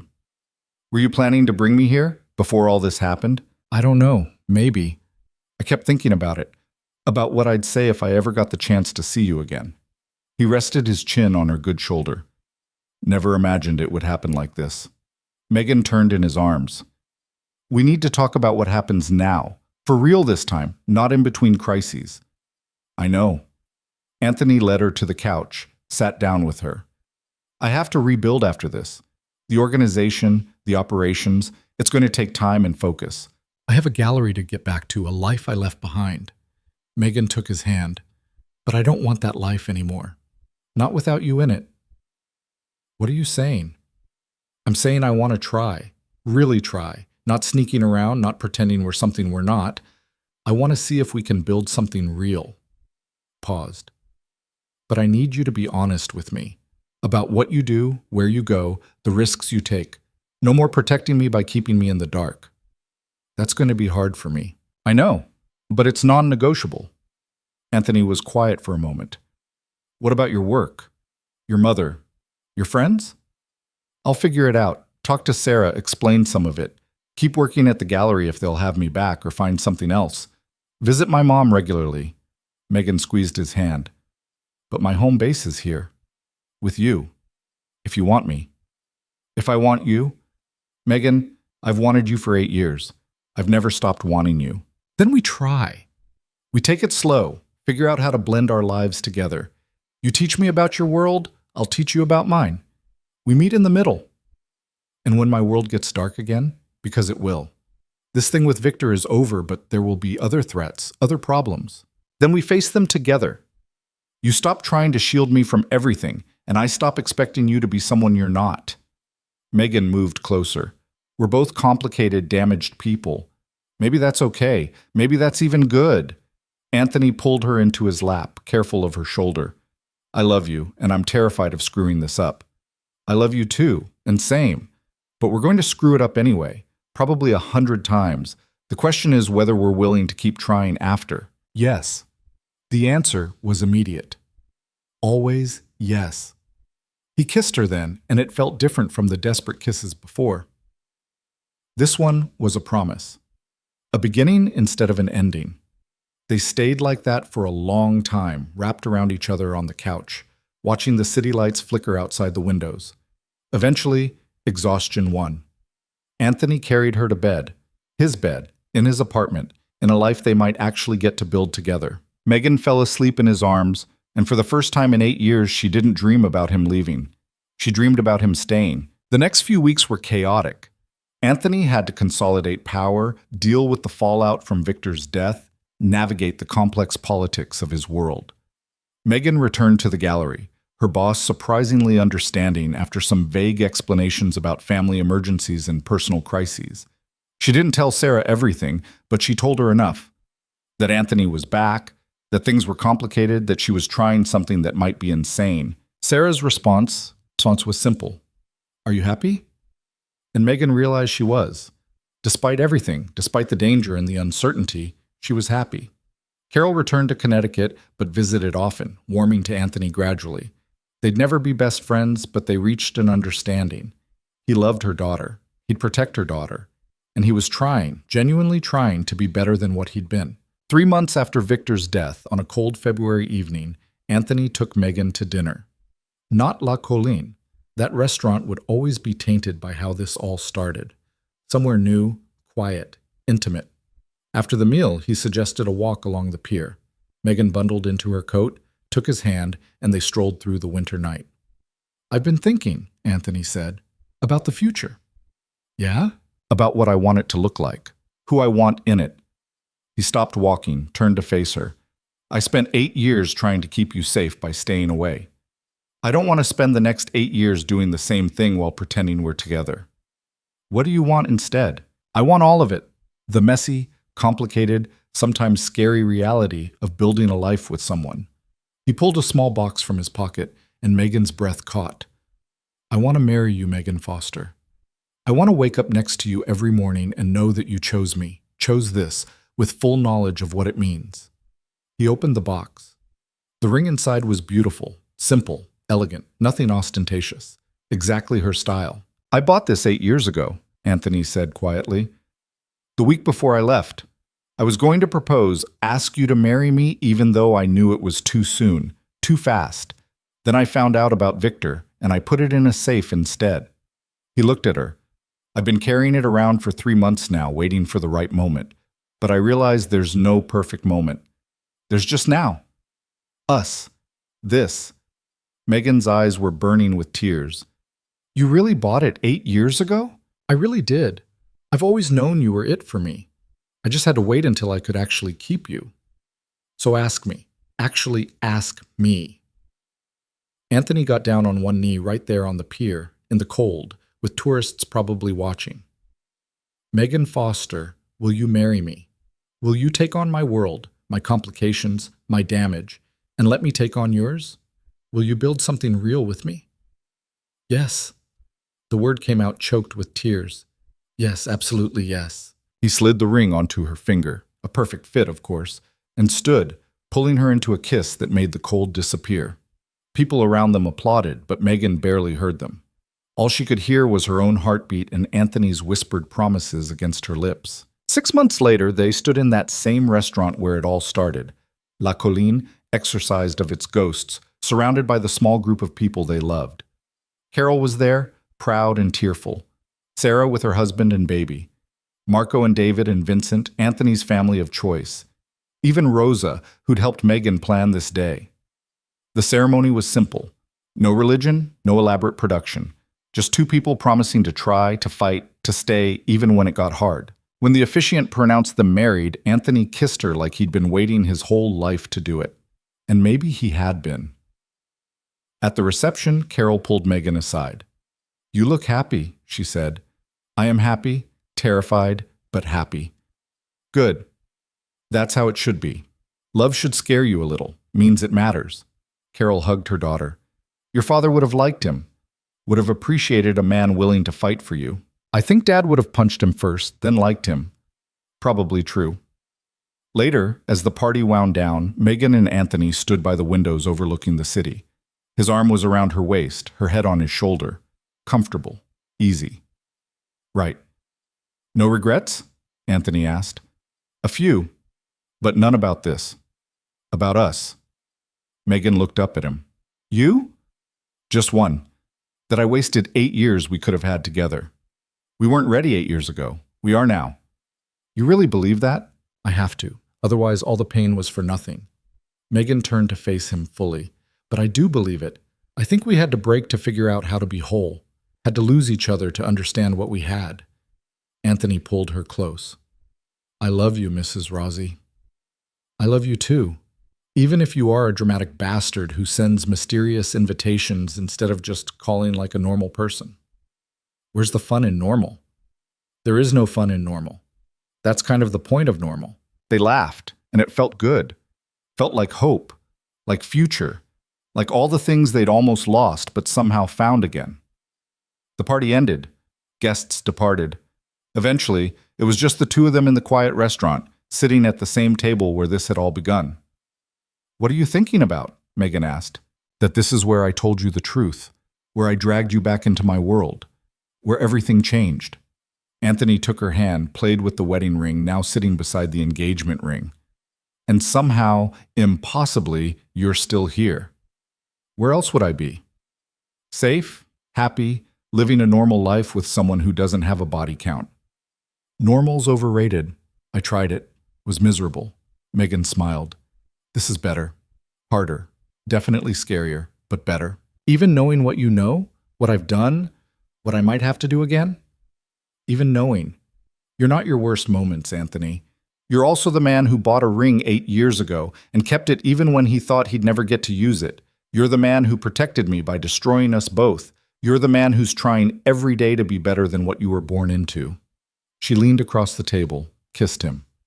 I see all of you, the darkness and the light, and I choose all of it. They sat there for a while longer talking about small things. Plans for a honeymoon, maybe Europe, maybe just staying home and pretending the rest of the world didn't exist. What to do with the apartment, with the gallery, with the careful balance they were building. Eventually, they stood to leave. Anthony held her coat, helped her into it like she was something precious. They walked out into the night together, hands linked, facing whatever came next as partners instead of protector, and protected. The city lights glittered around them, and Megan thought about that first night. How she'd almost thrown away the invitation. How close she'd come to choosing safety over truth. She was glad she hadn't. Glad she'd walked into that restaurant and demanded answers. Glad she'd chosen the dangerous, complicated man over the easy path. Because sometimes the only way to find yourself is to lose everything you thought you needed. Sometimes you have to break before you can heal. Sometimes love means choosing someone not despite their darkness, but because you see the light they're fighting to find. And sometimes after 8 years of questions and pain and distance, you get a second chance, not to erase what came before, but to build something new from the ruins. Megan had taken that chance, had gambled everything on a man and a love that should have stayed buried in the past. And as they drove through the city toward their shared apartment, toward their shared life, toward a future that was uncertain, but theirs, she knew she'd made the right choice. Not the safe choice, not the easy choice, but hers. Freely made, fully owned. And in the end, that was all that mattered.